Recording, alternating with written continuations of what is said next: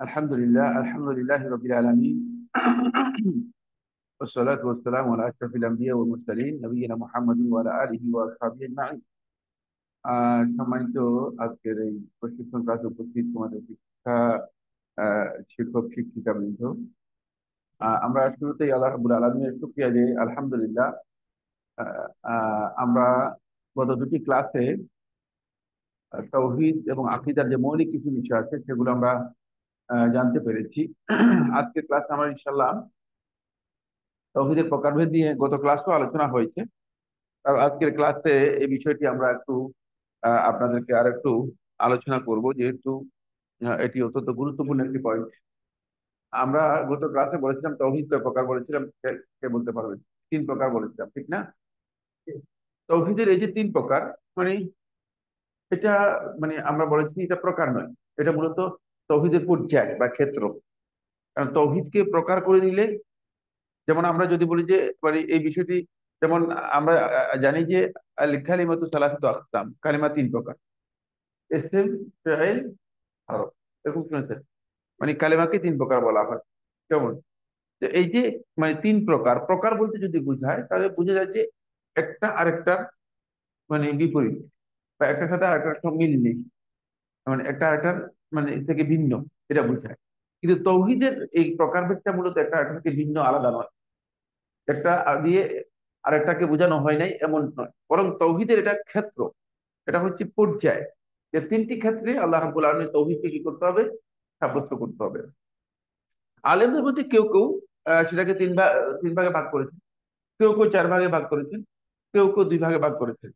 এই এই যে মানে এই যে পার্থক্যটা, এই পার্থক্যটা শুধু দৃষ্টিভঙ্গির পার্থক্য, অতিরিক্ত কিছুই না। প্রথম যে প্রকার সেটা হচ্ছে তাওহীদুর রুবুবিয়্যাহ। আজকে আমরা আলোচ্য বিষয় তাওহীদুর রুবুবিয়্যাহ নিয়ে কথা বলবো। তাওহীদুর রুবুবিয়্যাহর মৌলিক পয়েন্ট যেগুলো আমরা আলোচনা করেছি। জি, তাওহীদ আর রুবুবিয়্যাহ। রুবুবিয়্যাতের যে মৌলিক পয়েন্টটা আমরা আলোচনা করেছি সেটা হচ্ছে, রুবুবিয়্যাতের মৌলিক বিষয় হচ্ছে চারটি। যে চারটি বিষয় অবশ্যই রুবুবিয়্যাতের আমাদেরকে স্বীকৃতি দিতে হবে। এক নম্বর বিষয় হচ্ছে আল মুলকু লিল্লাহ, মালিকানা একমাত্র আল্লাহর জন্য, রাজত্ব আল্লাহ রাব্বুল আলামিনের, এটা হচ্ছে প্রথম। মালিকানা একমাত্র আল্লাহ তাআলার জন্য। দ্বিতীয় নম্বর যে বিষয়টি সেটা হচ্ছে আল খালকু লিল্লাহ। কারণ খালক, সৃষ্টির কেউ দাবি করতে পারবে না, আর সৃষ্টি জগতের কেউ কাউকে কথা বলতে পারবে না যে আমি সৃষ্টি করেছে, এটা দাবি করেও নেই। অবশ্য পৃথিবীর কেউ দাবি করে নাই এ কথা, বলে যে যে মানে আমি সৃষ্টি করেছি। আল্লাহ সুবহানাহু ওয়া তাআলা কোরআনে কারীমে তাদেরকে বলেছেন যে আম খালাকু আম খুলিকু মিন গায়রি শাইইন আম হুমুল খালিকুন, তারা কি কোনো জিনিস দ্বারা সৃষ্টি হয়েছে? এটাও কেউ দাবি করে নাই। আম হুমুল খালিকুন, তারা কি সৃষ্টি করেছে? সৃষ্টিকর্তা? এটাও কেউ দাবি করে নাই। এখান থেকে বোঝা যাচ্ছে যে সৃষ্টি একমাত্র আল্লাহ তাআলার জন্য। তিন নম্বর যে পয়েন্টটি সেটা হলো আল আমরু ওয়াত তাদবীর মিন আল্লাহ। সবকিছুর পরিচালনার এবং কর্তৃত্ব যা আছে পুরোটাই আল্লাহ রাব্বুল আলামিনের পক্ষ থেকে। সবকিছু সবকিছু আল্লাহ তাআলা মানে পরিবর্তন করেন, সবকিছু আল্লাহ রাব্বুল আলামিন নিয়ন্ত্রণ করেন। গোটা পৃথিবীর সবকিছু নিয়ন্ত্রণ আল্লাহ তাআলার মধ্যে পক্ষ থেকে। তারপর চার নম্বর যে পয়েন্টটি সেটা হলো আল হুকমু লিল্লাহ। এই হুকমু ইল্লা লিল্লাহ, হুকুম একমাত্র আল্লাহ তাআলার জন্য। এই সবটাই কিন্তু তাওহীদুর রুবিয়ার অন্তর্ভুক্ত। একজন লোক মানে তাওহীদুর রুবিয়া এর সাথে মানে তারা তাওহীদুর রুবিয়া থেকে আল হুকমু লিল্লাহ এটাকে আলাদা করে বলে যে তাওহীদুল হাকিমিyyah। তাওহীদুল হাকিমিyyah মানে হাকিম হিসেবে আল্লাহ রাব্বুল আলামিনের একত্ববাদ অথবা তাওহীদ সাব্যস্ত করা, কোনো সন্দেহ নেই। যে বিষয়ে আল্লাহ সুবহানাহু ওয়া তাআলা হুকুম দেওয়ার কর্তৃত্ব ক্ষমতা একমাত্র আল্লাহ তাআলার জন্য, সে বিষয়ে অবশ্যই একমাত্র আল্লাহ রাব্বুল আলামিনের তাওহীদ সাব্যস্ত করতে হবে। যেহেতু ওয়ালা ইউশরিকু ফি হুকমিহি আহাদা, তিনি তার হুকুমের ব্যাপারে কাউকে শরীক করেন না। কিন্তু হুকুম এটা আল্লাহ রাব্বুল আলামিনের জন্য আহ আল্লাহ তাআলার তাওহীদুর রুবিয়ার একটি বিষয়। কিন্তু হুকুমটা আল্লাহর দিকে নিসবত করলে এটা রুবুবিয়ার সাথে জড়িত, যেহেতু হাকিমকে আল্লাহ তাআলা। আর হুকুমটাকে যখন বান্দার দিকে নিসবত করা হয়, যেহেতু বান্দা হুকুম পালন করে থাকে, এই জন্য এটা এই তাওহীদুল উলুহিয়ার সাথে জড়িত হুকুমটা। যেমন খাল, মিল্ক, মালিকানা, সৃষ্টি এবং এই যে পৃথিবীর যত কিছু নিয়ন্ত্রণ আছে এগুলো কিন্তু মানুষের সাথে সামান্যতম কোনো সম্পর্ক রাখে না, কোনো সম্পর্ক রাখে না। কিন্তু হুকুমটা একদিক থেকে, এর সম্পর্ক দুই দিকে। যখন মানুষের দিকে যখন আর সম্পৃক্ত করা হবে, তখন হুকুমটা মানুষের যেহেতু পালন করে থাকে, এই জন্য এটা তৌহিদুল উলুহিয়্যা অথবা ইবাদা। যেমন মানে সালাত আল্লাহ তাআলার হুকুম, সালাত আদায় করতে হুকুম দিয়েছেন কে? আল্লাহ তাআলা। এই জন্য এটা হুকুম লিল্লাহ, আল্লাহর হুকুম। কিন্তু সালাত মানুষ পালন করে থাকে, পালন করাটা হচ্ছে তৌহিদুল উলুহিয়্যা, তৌহিদুল উলুহিয়্যা। এই কারণে হুকুমটা যেহেতু না, মানে এই হুকুমের তাআল্লুকটা, সম্পর্কটা রুবুবিয়তের সাথে রয়েছে, উলুহিয়তের সাথে রয়েছে। এই কারণে আলেমগণ অনেকেই এটাকে রুবুবিয়ত থেকে আলাদা করে উল্লেখ করেন নাই, কারণ রুবুবিয়তটা হচ্ছে মিন খাসাইসিল্লাহ। সামনে আমরা আলোচনার মধ্যে বলবো আল্লাহ তাআলার বিশেষত্ব যে বিষয়গুলো আছে, যেগুলোর সাথে কারো সামান্যতম কোনো সম্পর্ক নেই। যেমন যদি কেউ দাবি করে থাকে যে এই পৃথিবীর মানে সবকিছুর মালিকানা আমার, অথবা আমি এই কিছুর মালিক, আসলে সে ব্যক্তি ভুল করে। মালিকানা একমাত্র আল্লাহ তাআলার। মানুষকে আল্লাহ সুবহানাহু ওয়া তাআলা যেটা দিয়েছেন সেটা হচ্ছে মানুষ এগুলোকে কি করতে পারে, ব্যবহার করতে পারে, এগুলোকে বিভিন্ন ভাবে নিজের মানে এগুলো থেকে উপকৃত হতে পারে। দুই নম্বর খালক, সৃষ্টি, সৃষ্টিও একমাত্র আল্লাহ তাআলা। কিন্তু এরপর তিন নম্বর যেটা, সেটা হচ্ছে তাদবীর, পরিচালনা করা, নিয়ন্ত্রণ করা। এই পৃথিবীর সবকিছুর নিয়ন্ত্রণ একমাত্র আল্লাহ। আর হুকুম, হুকুমকে আল্লাহ সুবহানাহু ওয়া তাআলা নিজেই ভাগ করে দিয়েছেন। কিছু বিষয়ে আল্লাহ রাব্বুল আলামিন হুকুম দিয়েছেন, কিছু বিষয়ে হুকুম দেন নাই। কিছু বিষয়ে কি করেন নাই, হুকুম দেন নাই। এই জন্য হুকুমকে আল্লাহ সুবহানাহু ওয়া তাআলা নিজের জন্য কাজ করেছেন, আবার মানুষের জন্য কি করেছেন, হুকুমটাকে ব্যবহার করেছেন। যেমন মানুষের জন্য হুকুমকে ব্যবহার করেছেন, এই ধরনের কোন দলিল আপনাদের কাছে জানা আছে কিনা? একেবারে একটা পরিচিত একটা দলিল রয়েছে, কে বলতে পারবেন? হুম। হুম। জি। না, না, এটা তো বান্দার দিকে খাস, সেটা আরেকটা বিষয়। সেটা হুকুম, কিন্তু হুকুমকে আল্লাহ রাব্বুল আলামিন কি করেছেন, নিজের দিকে সম্পৃক্ত করেছেন এবং বান্দার দিকে সম্পৃক্ত করেছেন। যেমন আলাইসা আল্লাহু বিআহকামিল হাকিমিন, দেখেন, আলাইসা আল্লাহু বিআহকামিল হাকিমিন। দেখুন আল্লাহ সুবহানাহু ওয়া তাআলা এই আয়াতের মধ্যে বলেছেন, যেমন দাউদকে বলেছেন, এমন মানে ওয়াহকুম বিমা আনজালাল্লাহ, তুমি হুকুম করো বিমা আনজালাল্লাহ, আল্লাহ। তাহলে হুকুম এটা আল্লাহ রাব্বুল আলামিন মানুষের দিকে কি করেছেন, সম্পৃক্ত করেছেন। হাকিমিনের মধ্যে আল্লাহ সুবহানাহু ওয়া তাআলা মানুষের দিকে হুকুমকে সম্পৃক্ত করেছেন। এই কারণে আলাদাভাবে জুমহুর আহলুত তাহকিক, বিশেষ করে শেখুল ইসলাম ইবনুল কাইয়্যিম ও ইবনে তাইমিয়া রাহমাতুল্লাহ আলাইহি হাকিমিয়াকে আলাদাভাবে উল্লেখ করেন নাই। কিন্তু একদল লোক বর্তমানে আল্লাহ সুবহানাহু ওয়া তাআলার মানে তাওহীদের মৌলিক যে বিষয়গুলো রয়েছে, মানে এই বিষয়গুলোর যে মানে আল্লাহ রাব্বুল আলামিনের মৌলিক যে বিষয়গুলো রয়েছে রুবুবিয়তের, এগুলোর চেয়ে গুরুত্ব দিচ্ছেন সবচেয়ে বেশি তাওহীদুল হাকিমিয়াকে। কেন তাওহীদুল হাকিমিয়াকে এত গুরুত্ব দিচ্ছেন? তাদের ধারণা হচ্ছে যে মানে আল্লাহ রাব্বুল আলামিনের হুকুম বাস্তবায়ন করার জন্যই আল্লাহ তাআলা মানুষদেরকে সৃষ্টি করেছেন। মানে আল্লাহ তাআলার হাকিম সাব্যস্ত করতে হবে, এটাই হচ্ছে তাদের, যে যেই হুকুমগুলো আল্লাহ রাব্বুল আলামিন দিয়েছেন এগুলোকে বাস্তবায়ন সাব্যস্ত করাটাই হচ্ছে মানুষের দায়িত্ব। কোনো সন্দেহ নেই মানুষ আল্লাহ তাআলা ইবাদত করবে, এটা আল্লাহ মানুষের দায়িত্ব। কিন্তু কিছু কিছু হুকুম আছে, যে হুকুমগুলো আল্লাহ সুবহানাহু ওয়া তাআলা মানুষদেরকে দিয়েছেন, এগুলো কখনো মানুষ বাস্তবায়ন করতে পারবে, কখনো করতে পারবে না। যেমন শরীয়তের হুদুদ গুলো, কিসাস, হুদুদ হচ্ছে দণ্ডবিধি গুলো। দণ্ডবিধি যেমন কেউ যদি মদ পান করে তার জন্য একটা শাস্তি আছে, কেউ ব্যভিচারে লিপ্ত হয় তার জন্য একটা শাস্তি আছে, ইত্যাদি ইত্যাদি। কিসাস, এগুলোর জন্য কি রয়েছে, বিধান রয়েছে। আহ, তারপরে এই যে বিধানগুলো আছে, মানে এগুলোর সংখ্যা একেবারে হাতে গোনা, খুবই নির্দিষ্ট। যেমন চোর চুরি করলে হাত কাটা, একেবারে কয়েকটি বিধান, যেগুলো মানে এইগুলোকে মনে করতেছে এটাকেই পৃথিবীতে বাস্তবায়ন করা, এটাই হচ্ছে মূলত হাকিমিয়া, এটা হচ্ছে রুবুবিয়ত। মানে আল্লাহ রাব্বুল আলামিন রুবুবিয়তের মূল বিষয়টাকে নিয়ে গিয়েছে হাকিমিয়তের মধ্যে। ফলে তারা রুবুবিয়ত বলতে কেবল হাকিমিয়তকে বোঝায়, রুবুবিয়ত বলতে কেবল হাকিমিয়তকে বোঝায়। এই বক্তব্য গলত, এটা শুদ্ধ নয়।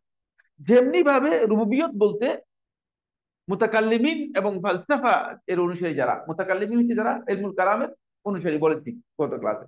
ফালসাফা হচ্ছে দার্শনিক, ফিলোসোফার যারা আছে, দার্শনিক। তাদের বক্তব্য হচ্ছে রুবুবিয়ত এগুলো না, রুবুবিয়ত হচ্ছে আল্লাহ তাআলার অস্তিত্ব সাব্যস্ত করা। আমরা বলেছি যে না, আল্লাহ রাব্বুল আলামিন যদি এগুলো সাব্যস্ত করা। তারা বলছে যে না, রুবুবিয়ত হচ্ছে আল্লাহ তাআলার অস্তিত্ব সাব্যস্ত করা। আল্লাহ তাআলা আছে কি নাই এটাই হচ্ছে রুবুবিয়তের কাজ। আল্লাহ তাআলার রুবুবিয়ত হচ্ছে তিনি আছেন একজন, এটা প্রমাণ করার নাম হচ্ছে রুবুবিয়ত। বলে এই জায়গায় রুবুবিয়ত এবং উলুহিয়তের মধ্যে বড় ধরনের বড় ধরনের সংমিশ্রণ তৈরি হয়ে গেছে। কি হয়ে গেছে? একটা কনফিউশন তৈরি হয়েছে। কেউ কেউ রুবুবিয়ত আর উলুহিয়তের মধ্যে পার্থক্য করেননি। পরে দেখা গিয়েছে যে তখন যখন কালেমাতুত তাওহীদের অর্থের মধ্যে আমরা যাব, আমরা হয়তো সুযোগ থাকলে আমরা বলবো যে কালেমাতুত তাওহীদে যখন তারা অর্থ করেছে তখন বলেছে যে মানে লা ইলাহা ইল্লাল্লাহ। স্বাভাবিকভাবে কালেমাতুত তাওহীদের মধ্যে ইলাহ শব্দ এসেছে উলুহিয়তের সাথে জড়িত। তারা বলেছে আল্লাহ তাআলা ছাড়া কোনো হুকুমকর্তা অথবা আল্লাহ তাআলা ছাড়া কোনো স্রষ্টা নেই। বেশিরভাগের এর অনুবাদ করেছে। এটা এর মানে এই কালেমাতুত তাওহীদের অনুবাদের মধ্যে মানে অন্তপক্ষে 10 থেকে 15টা ভুল আছে। যাই হোক, সেটা আরেকটা আরেকটা বিষয়। কিন্তু লা ইলাহা ইল্লাল্লাহ, আল্লাহ তাআলা ছাড়া কোনো হুকুমকর্তা অথবা আল্লাহ তাআলা ছাড়া কোনো বিধানদাতা এবং কোনো স্রষ্টা নেই, এই বক্তব্য আল্লাহ রাব্বুল আলামিন শুধু রুবুবিয়তের সাথে জড়িত। অথচ এই কালেমাটা জড়িত হচ্ছে কিসের সাথে? উলুহিয়তের সাথে। কিসের সাথে? উলুহিয়তের সাথে। এখান থেকে বোঝা যাচ্ছে যে মানে রুবুবিয়ত এবং উলুহিয়তের মধ্যে একটা বড় ধরনের মিশ্রণ তৈরি হয়ে গেছে। আর এই মিশ্রণের কারণে একটা মিসকনসেপ্ট তৈরি হয়েছে কালেমাতুত তাওহীদের ব্যাপারে। কালেমাতুত তাওহীদের অর্থের ব্যাপারেও একটা বড় ধরনের মিসকনসেপ্ট তৈরি হয়েছে। তাহলে আমরা পেয়েছি যে রুবুবিয়তের মৌলিক বিষয় হচ্ছে 4টি। আর হুকমু লিল্লাহ, শুধুমাত্র যখন হুকুমটা আল্লাহর পক্ষ থেকে আসবে, মানে আল্লাহ রাব্বুল আলামিনের পক্ষ থেকে আসবে, যেই ক্ষেত্রে হুকুম আল্লাহ তাআলা করবেন সেই ক্ষেত্রে আল্লাহ রাব্বুল আলামিনের জন্য হুকুম। কিন্তু হুকুম মানুষও করার ক্ষমতা রাখে, যেই সমস্ত ক্ষেত্রে আল্লাহ সুবহানাহু ওয়া তাআলা মানুষদেরকে হুকুম করার অধিকার দিয়েছেন। যেমন একজনকে ঘরে দায়িত্ব দেওয়া হয়েছে, তিনি ঘরের দায়িত্বশীল। কুল আলা কুল্লুকুম রাইন কুল্লুকুম মাসউলুন আন রাইয়াতিহি। তিনি ঘরের দায়িত্বশীল, তিনি ঘরে হুকুম করতে পারবেন। তিনি যিনি মানে অন্য পারিবারিক কোনো দায়িত্ব পালন করে থাকেন, তিনি সেই দায়িত্ব পালন করতে পারবেন। এটা তার জন্য জায়েজ রয়েছে। এখন সেক্ষেত্রে হুকুমটা আল্লাহ সুবহানাহু ওয়া তাআলা কমন রেখে দিয়েছেন। এই জন্য শুধুমাত্র হাকিমিয়তকে গুরুত্ব দিয়ে এই কথা মনে করা যে আল্লাহ রাব্বুল আলামিন হাকিমিয়ত সাব্যস্ত করাটা হচ্ছে তাওহীদুর রুবিয়ার মূল বিষয়, এই কথাটি সঠিক নয়। তাওহীদুর রুবিয়া এর মধ্যে এর বৈশিষ্ট্যগুলো একটু খুব সংক্ষেপে আমরা বলছি। 1 নম্বর হচ্ছে তাওহীদুর রুবুবিয়ার বিষয়টি মানুষের জন্য স্বভাবজাত। ফলে মানুষ রব মানে আমাদের রব আছেন, এটা হিন্দু বিশ্বাস করে, খ্রিস্টান বিশ্বাস করে, ইহুদি বিশ্বাস করে, পৃথিবীর যত ধর্মের অনুসারী নাস্তিক ছাড়া আর সবাই বিশ্বাস করে। এটা স্বভাবজাত এমন প্রকার তৌহিদ। এই কারণে আল্লাহ সুবহানাহু ওয়া তাআলা কোরআনে কারীমে নবী এবং রাসূলদের দাওয়াতের মধ্যে তাওহীদুর রুবুবিয়াকে অন্তর্ভুক্ত করেন নাই। এটা স্বভাবজাত। প্রত্যেকটা মানুষ সৃষ্টিগত ভাবেই ফিতরাতের মধ্যে দেয়া আছে যে আমি এমনি আসি নাই, আমার একজন স্রষ্টা আছেন।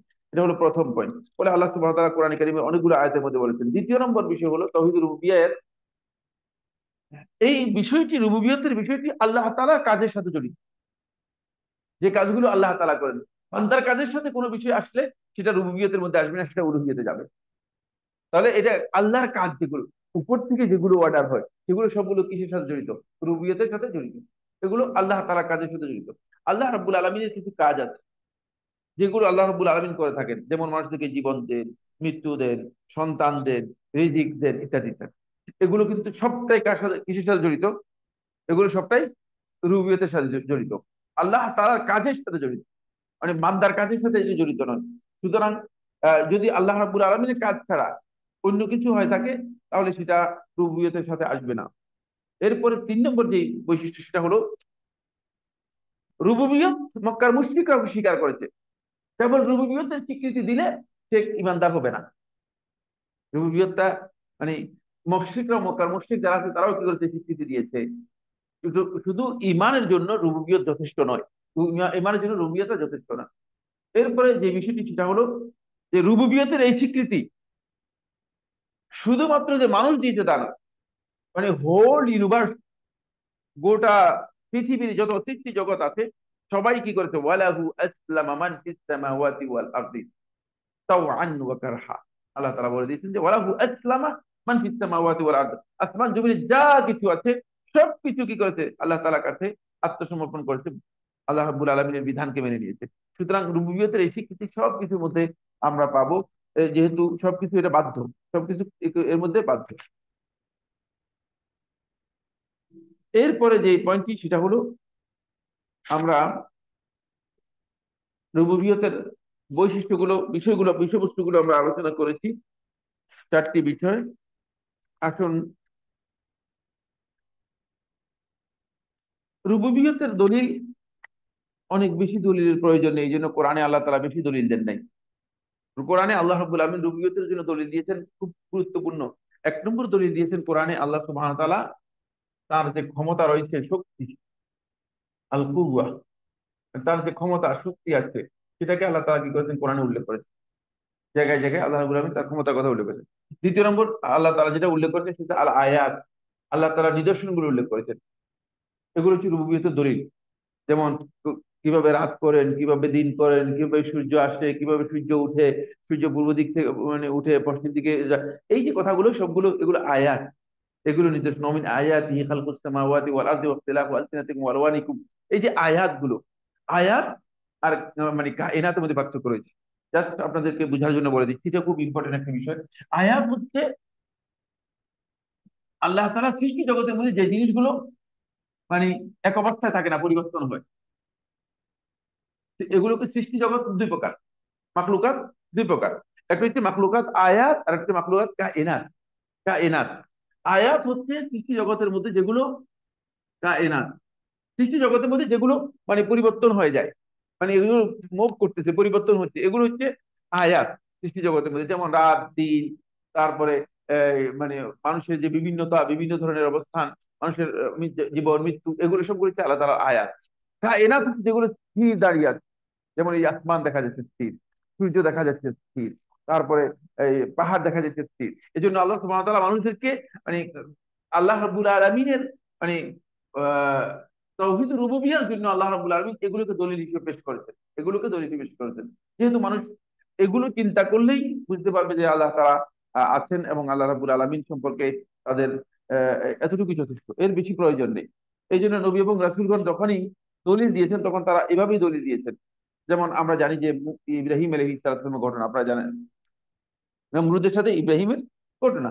তো অনুরূপ ভাবে আহ ইব্রাহিম আলাইহিস সালাম আহ স্পষ্ট করে দিয়েছেন যে যে আমার রব আল্লাযী ইউহয়ী ওয়া ইউমীত, যিনি জীবন দেন, মৃত্যু দেন।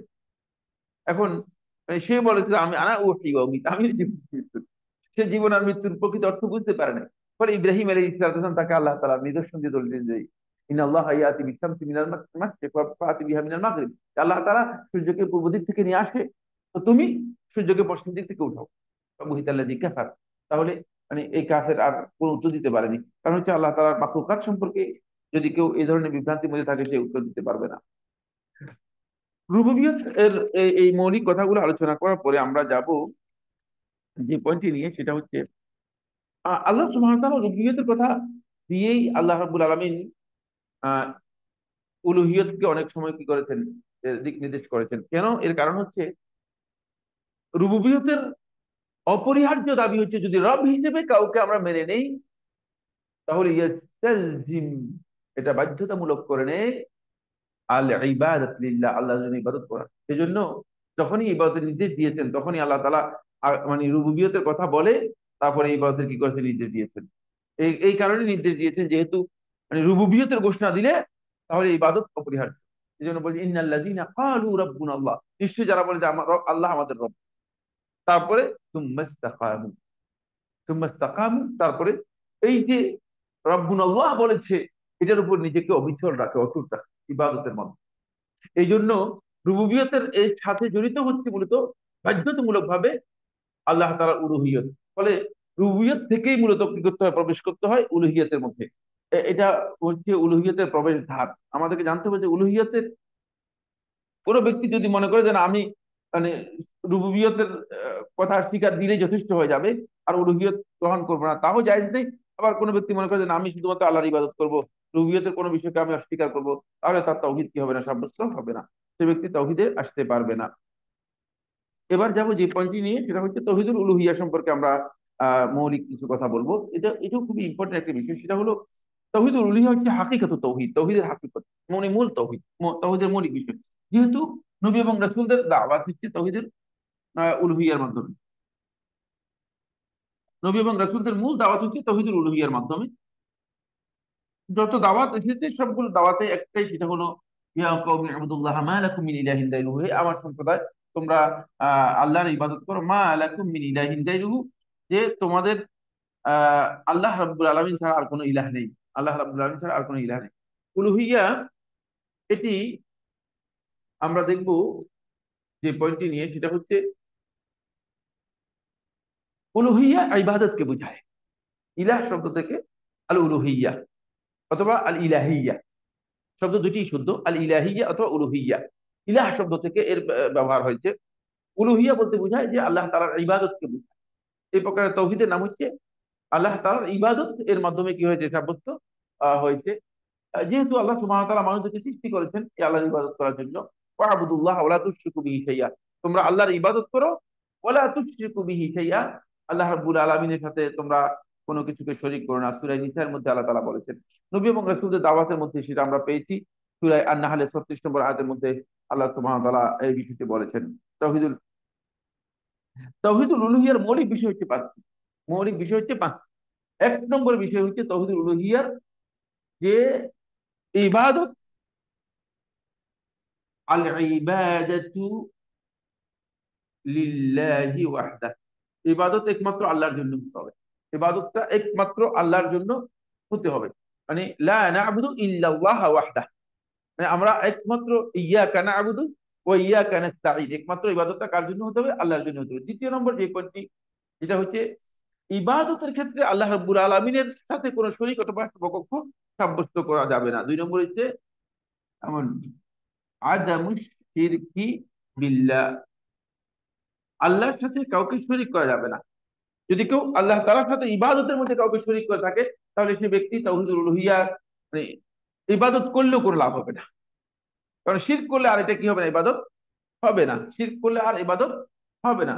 এটা এই জন্য মানে ইবাদতের মধ্যে অবশ্যই শিরক মুক্ত হতে হবে, ইবাদতটা অবশ্যই শিরক মুক্ত। তিন নম্বর হচ্ছে যে ইবাদতের ক্ষেত্রে আল কুফরু বিত তাগুত, তাগুতকে অস্বীকার করতে হবে, এটা ইবাদতের অংশ। যেমন আনি ইবুদুল্লাহ ওয়া জিতানিবুত তাগুত, ফামান ইয়াকফুর বিত তাগুত ওয়া ইউমিন বিল্লাহি ফাকাদ ইসতামসাকা বিল উরওয়াতিল উসকা। এজন্য কুফর বিত তাগুত যদি না হয় তাহলে ঈমান বিল্লাহ সাব্যস্ত হবে না। তাগুতকেও স্বীকার করব, তাগুত সামনে আলোচনার মধ্যে আসবে, তাগুতের বিস্তারিত আলোচনা আসবে।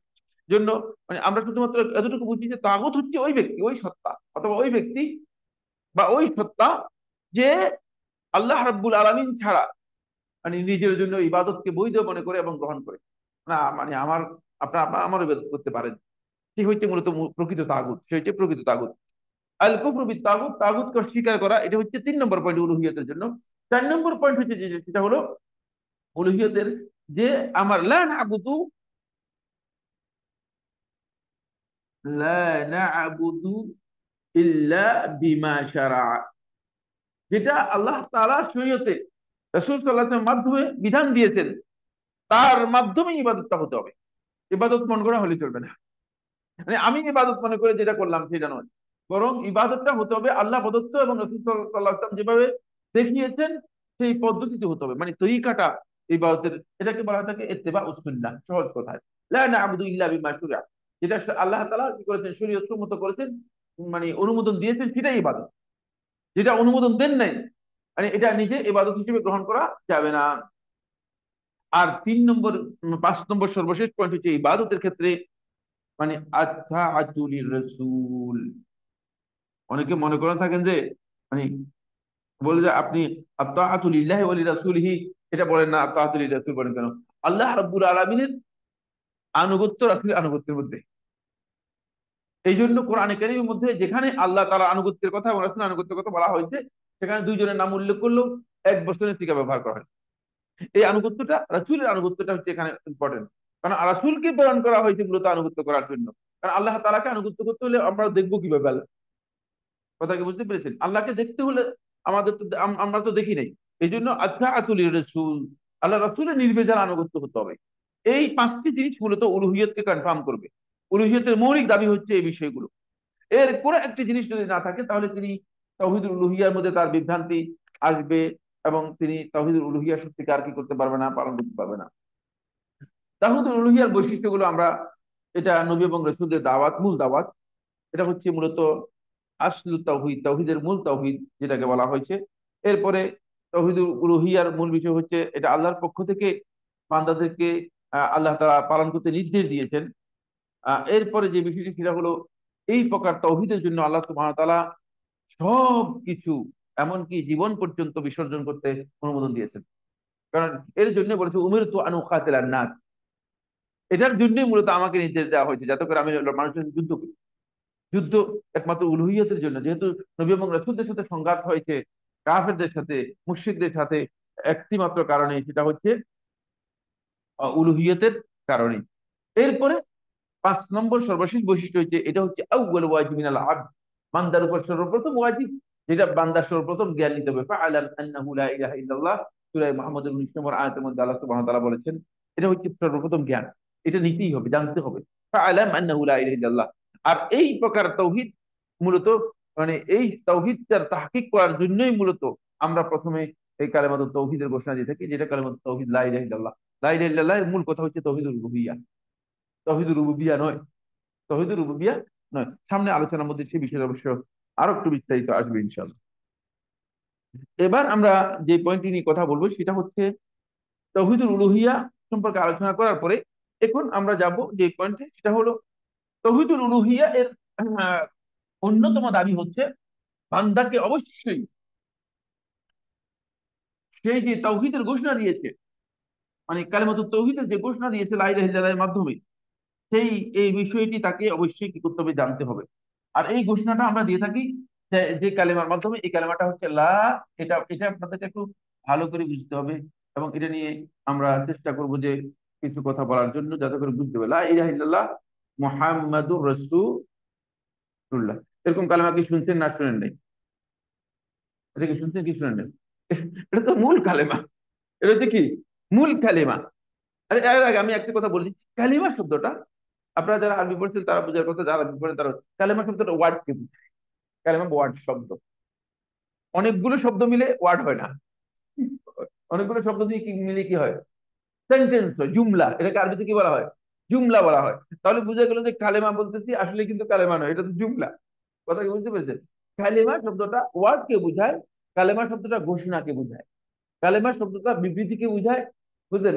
কোন একটা বিবৃতি দিনে এটাকে কালেমা বলা হয়ে থাকে। কালেমা শব্দটা একটা লেকচারকে, স্পিচকে বোঝায়। বুঝতে পেরেছেন? কি কালেমা এর প্রয়োগটা অনেক অর্থে ব্যবহার করে। কালেমাকে আল্লাহ সুবহানাহু ওয়া তাআলা যখন কোনো ঘোষণাটা বড় হয়ে থাকে, কোনো একটা ঘোষণা যেটা অনেক মর্যাদাপূর্ণ ঘোষণা, সেই ঘোষণা বোঝানোর জন্য কালেমা শব্দটা ব্যবহার করেছেন কোরআনে কারিমের মধ্যে। কোন আয়াতের মধ্যে কেউ বলতে পারবেন? হ্যাঁ, লিতাকুনা কালিমাতুল্লাহি হিয়াল উলিয়া। দেখছেন? লিতাকুনা কালিমাতুল্লাহি হিয়াল উলিয়া, যাতে করে আল্লাহ তাআলার এই কালিমাটা সবচেয়ে উপরে হতে পারে, বড় হতে পারে, সর্বোচ্চ হতে পারে, সর্বোচ্চ গ্রেড পেতে পারে। এটা হচ্ছে কালিমাতুল্লাহ। কালিমাতুল্লাহ হচ্ছে লা ইলাহা ইল্লাল্লাহ।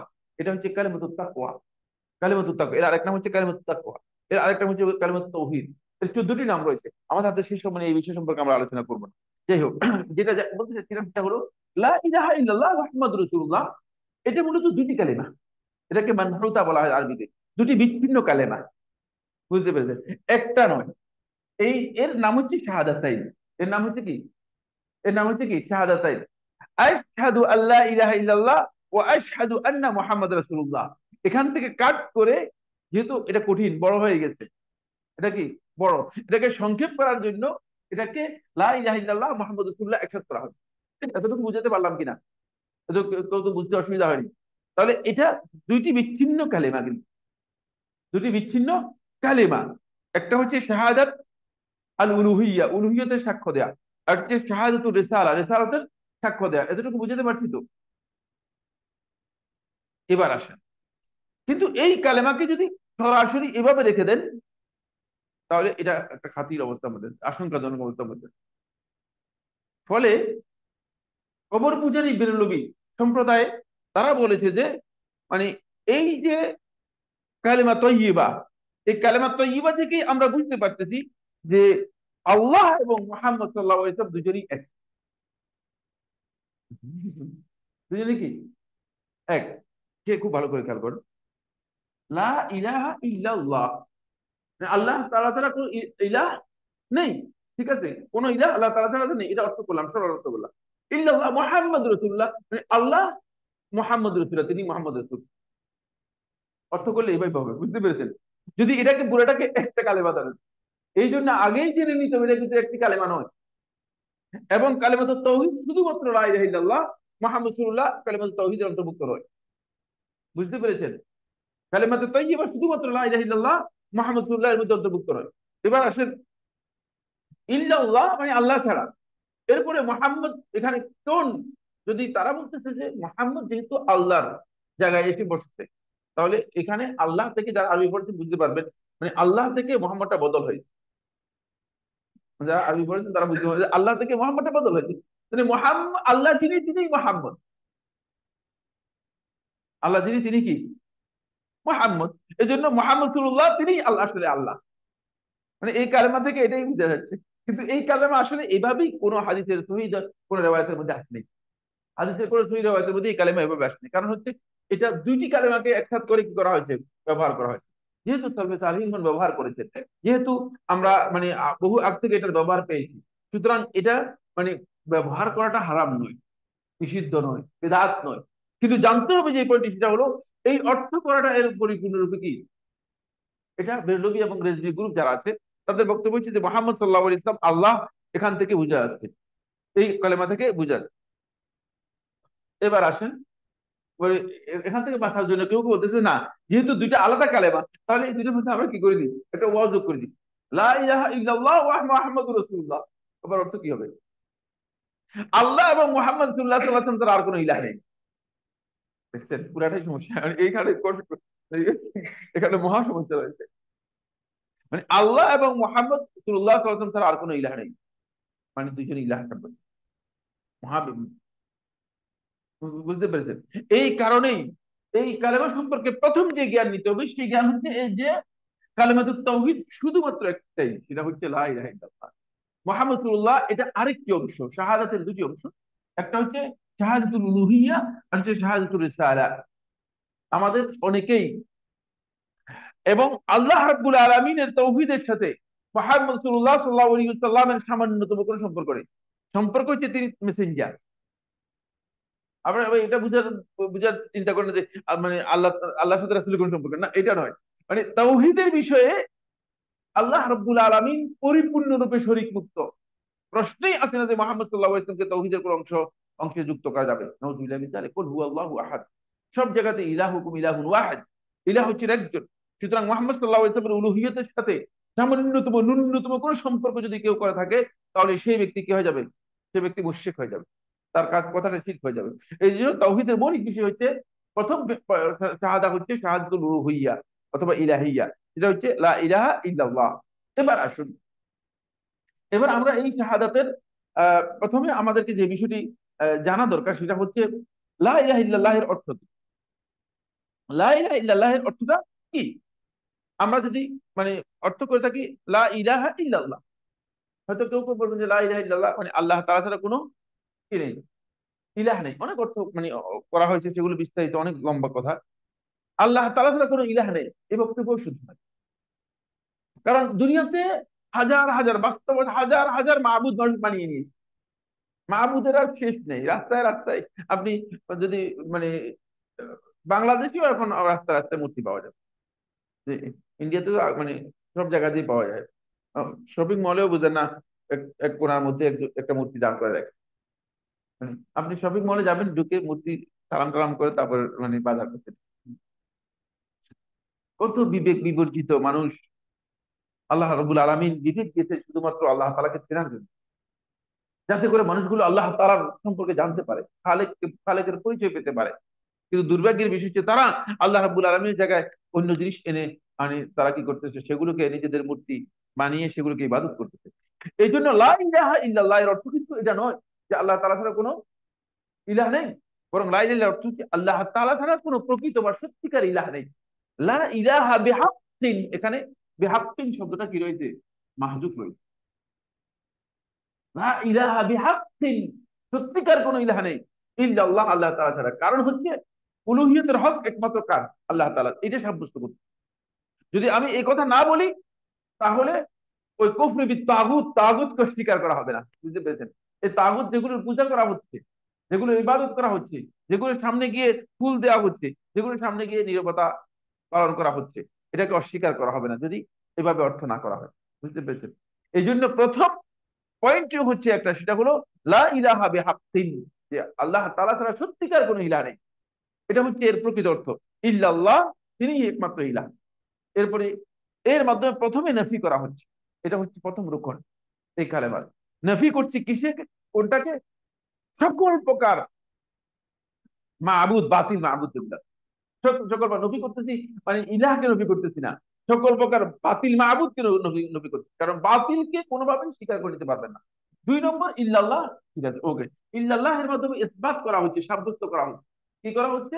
একমাত্র আল্লাহই হক, একমাত্র ইবাদতের একমাত্র উপযুক্তকে আল্লাহ তাআলা, এর মাধ্যমে সাব্যস্ত করা হচ্ছে। এটা হলো লা ইলাহা ইল্লাল্লাহ প্রথম, মানে যেটা অর্থ, সেই অর্থ আমাদেরকে জানতে হবে। আল্লাহ তাআলা ছাড়া প্রকৃত কোনো ইলাহ নেই। অনেকে অনেক অর্থ করেছেন, সেগুলো নিয়ে আমি আর এখানে আলোচনা করলাম না। আপনার বইয়ের মধ্যে একটু দেখে নিলে সব কিছু পেয়ে যাবেন। অনেক বিস্তারিত আমি আলোচনা করেছি, বিভিন্ন জায়গায় আমার এই বিষয়ে বিভিন্ন আলোচনা রয়েছে। এই শাহাদাতের রুকন হচ্ছে দুটি। এক নম্বর হচ্ছে লা ইলাহা, লা ইলাহার মাধ্যমে আল্লাহ রাব্বুল আলামিনের নাবাচক দিকটাকে কি করা হয়, কনফার্ম করা হয়ে থাকে, যে আমি অস্বীকার করতেছি আল্লাহ তাআলা ছাড়া সমস্ত বাতিলকে। আর ইল্লাল্লাহের মাধ্যমে আল্লাহ রাব্বুল আলামিনের একমাত্র মাবুদ হওয়ার বিষয়টি স্বীকৃতি দেওয়া হয়ে থাকে। এই কালেমায়ের, এই সাক্ষ্যের জন্য মৌলিক আমাদের শর্ত রয়েছে, 8টি শর্ত রয়েছে। এক নম্বর হচ্ছে অবশ্যই আপনাকে অকাট্য জ্ঞান অর্জন করতে হবে, যাতে কোনো ধরনের, একটা হচ্ছে অকাট্য জ্ঞান নিতে হবে, এর অর্থ সম্পর্কে অকাট্য জ্ঞান নিতে হবে, যাতে কোনো ধরনের আপনার কোনো বিষয় জানার বাইরে নেই। আর যদি আপনি লা ইলাহা ইল্লাল্লাহ সম্পর্কে না জানেন, মুখে যদি লা ইলাহা ইল্লাল্লাহ 100 বার বলেন, তাহলে আপনি লা ইলাহা ইল্লাল্লাহ এর ঘোষণা দেওয়াটা কোনো অর্থ নেই। এই জন্য আমাদের অনেকেই আছে যে অকাট্য জ্ঞান না থাকার কারণে এই বিষয়ে দেখা যায় লা ইলাহা ইল্লাল্লাহ সম্পর্কে তাদের যে ঘোষণা দেওয়া হচ্ছে, ঘোষণা সঠিক নয়। দুই নম্বর হচ্ছে অবশ্যই সেক্ষেত্রে আপনার দৃঢ় প্রত্যয় থাকতে হবে, সন্দেহ মুক্ত, সন্দেহ মুক্ত হয়ে দৃঢ় প্রত্যয় থাকতে হবে। সন্দেহ থাকলে চলবে না। আপনি ঘোষণা দিয়েছেন লা ইলাহা ইল্লাল্লাহ এর, কিন্তু মনে মনে একটা সন্দেহ রয়ে গেছে, তাহলে আপনি ইমানদার হতে পারবেন না। এই জন্য দৃঢ় প্রত্যয়, সন্দেহ মুক্ত হয়ে দৃঢ় প্রত্যয় এখানে থাকতে হবে, পরিপূর্ণরূপে দৃঢ় প্রত্যয় থাকতে হবে। এরপরে যে বিষয়টি, সেটা হলো পরিপূর্ণরূপে সর্বন্তকরণ ইসলামকে মেনে নিতে হবে, কোনো কিছু এর অস্বীকার করতে পারবেন না, মানে পরিপূর্ণরূপে মেনে নিতে হবে। সর্বান্তকরণে বিষয়টাকে মেনে নিতে হবে। আমি যে ঘোষণা দিলাম, এই ঘোষণাটা এমন যে এটাকে সর্বান্তকরণে আমি মেনে নিচ্ছি, এটার কোনো কিছুকে আমি প্রত্যাখ্যান করছি না, কোনো কিছুকে আমি বাদ দিচ্ছি না, মানে কিছু অংশ বাদ দিলাম, কিছু অংশ মানলাম, এমনটা হলে চলবে না। এটা 3 নম্বর শর্ত। 4 নম্বর শর্ত হচ্ছে অবশ্যই এ বাণীর নিরঙ্কুশ আনুগত্য, একমাত্র আহ আল্লাহ রাব্বুল আলামিনের জন্য নিরঙ্কুশ আনুগত্য করতে হবে। এটাকে, এর আনুগত্য থেকে নিজেকে মুক্ত করা যাবে না। মানে এখানে যে দাবি আছে, সেই দাবিটা আপনাকে অবশ্যই আনুগত্য করে মেনে নিতে হবে। আনুগত্য,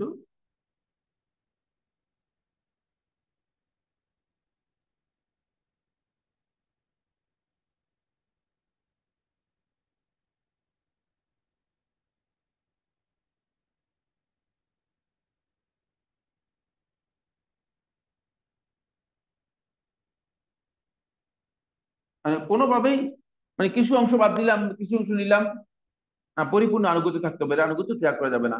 আর এরপরে 5 নম্বর যে পয়েন্টটি, সেটা হলো একনিষ্ঠ ইখলাসের সাথে শিরক মুক্ত হয়ে সেটাকে মেনে নিতে হবে। ইখলাসের সাথে, এটাকে ইখলাস বলা হয় থাকে, ইখলাসের সাথে শিরক মুক্ত হয়ে এটাকে মেনে নিতে হবে। অবশ্যই মুখলেস হতে হবে, মানে আপনি এটা নির্ভেজাল নিঃশর্ত ভাবে অন্তরে মেনে নিতে হবে।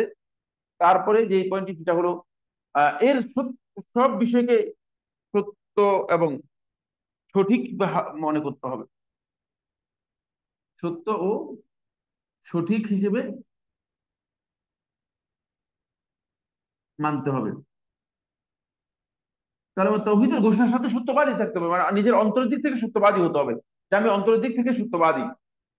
তারপরে যে বিষয়টি সেটা হলো এর জন্য পরিপূর্ণ ভালোবাসা থাকতে হবে।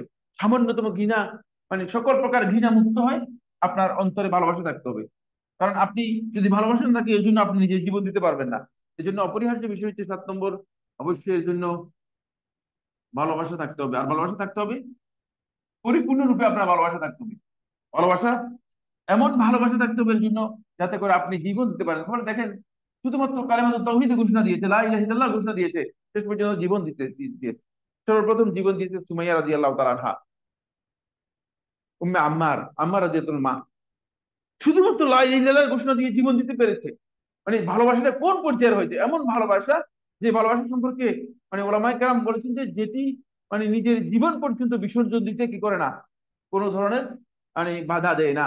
এই ধরনের ভালোবাসা এর জন্য থাকতে হবে, নির্ভেজাল পরিপূর্ণ ভালোবাসা থাকতে হবে। এরপরে 8 নম্বর যে পয়েন্টটি সেটা হচ্ছে তাগুতের সাথে সম্পর্ক বিচ্ছেদ করতে হবে। তাগুতের সাথে সম্পর্ক কি করতে হবে, বিচ্ছেদ।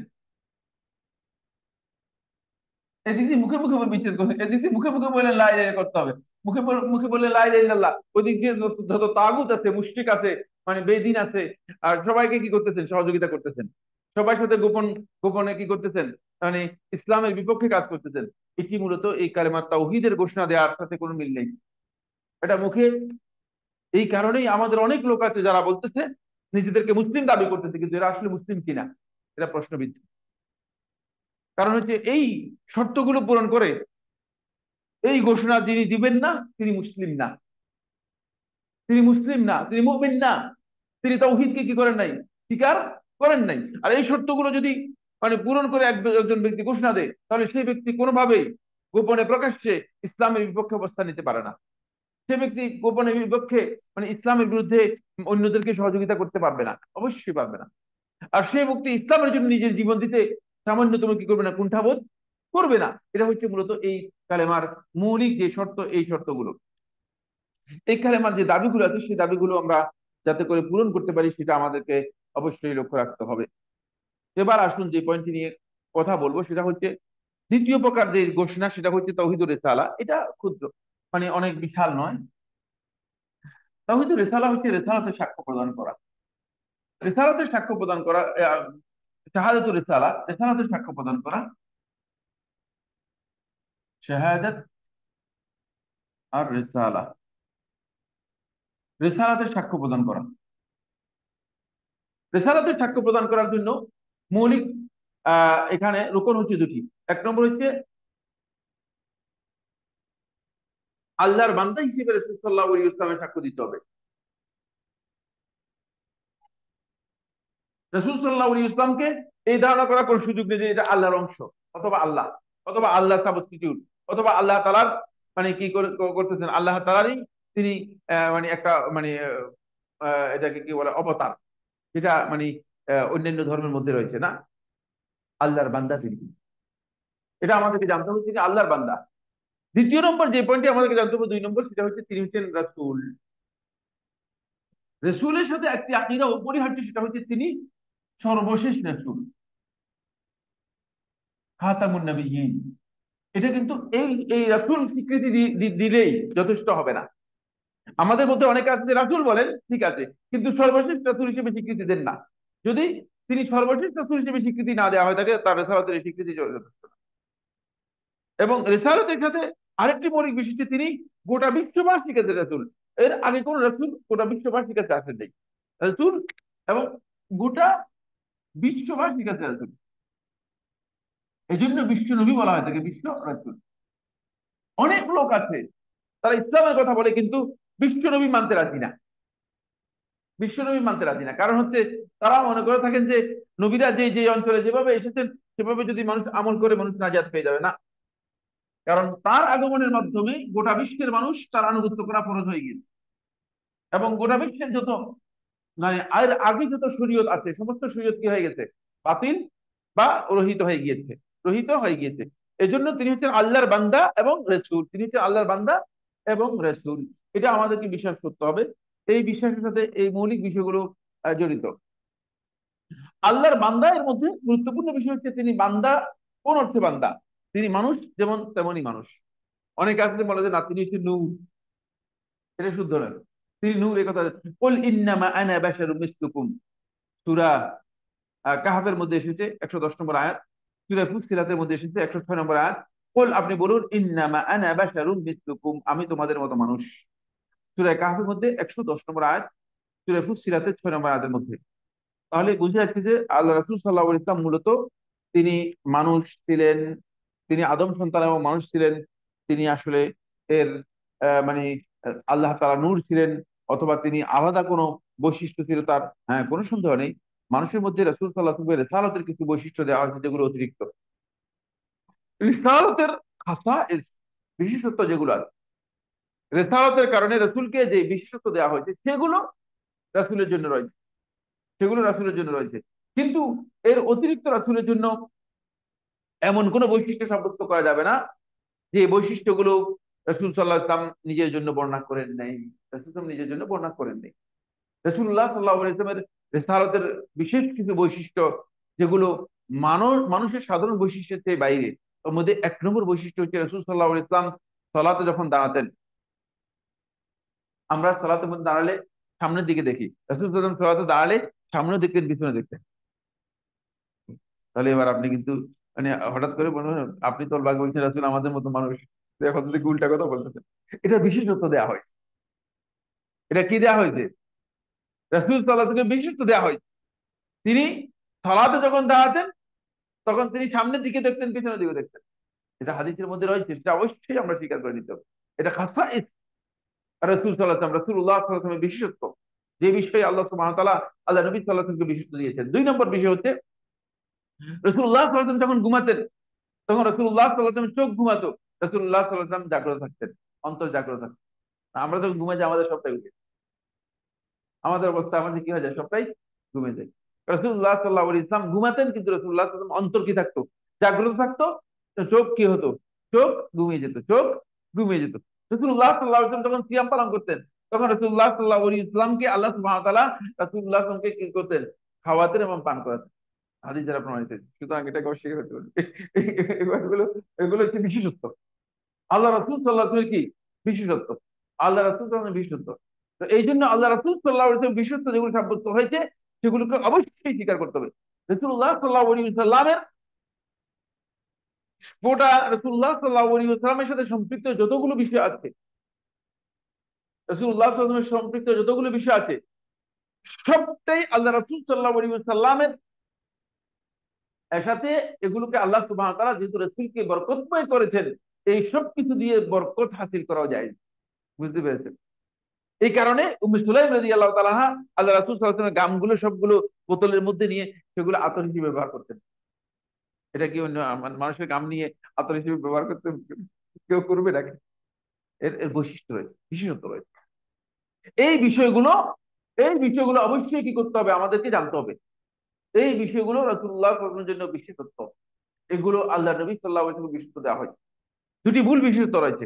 1 নম্বর হচ্ছে মানে মিথ্যা কথা বলা হয় থাকে যে রাসূল সাল্লাল্লাহু আলাইহি ওয়াসাল্লামের ছায়া ছিল না, এ কথা শুদ্ধ নয়।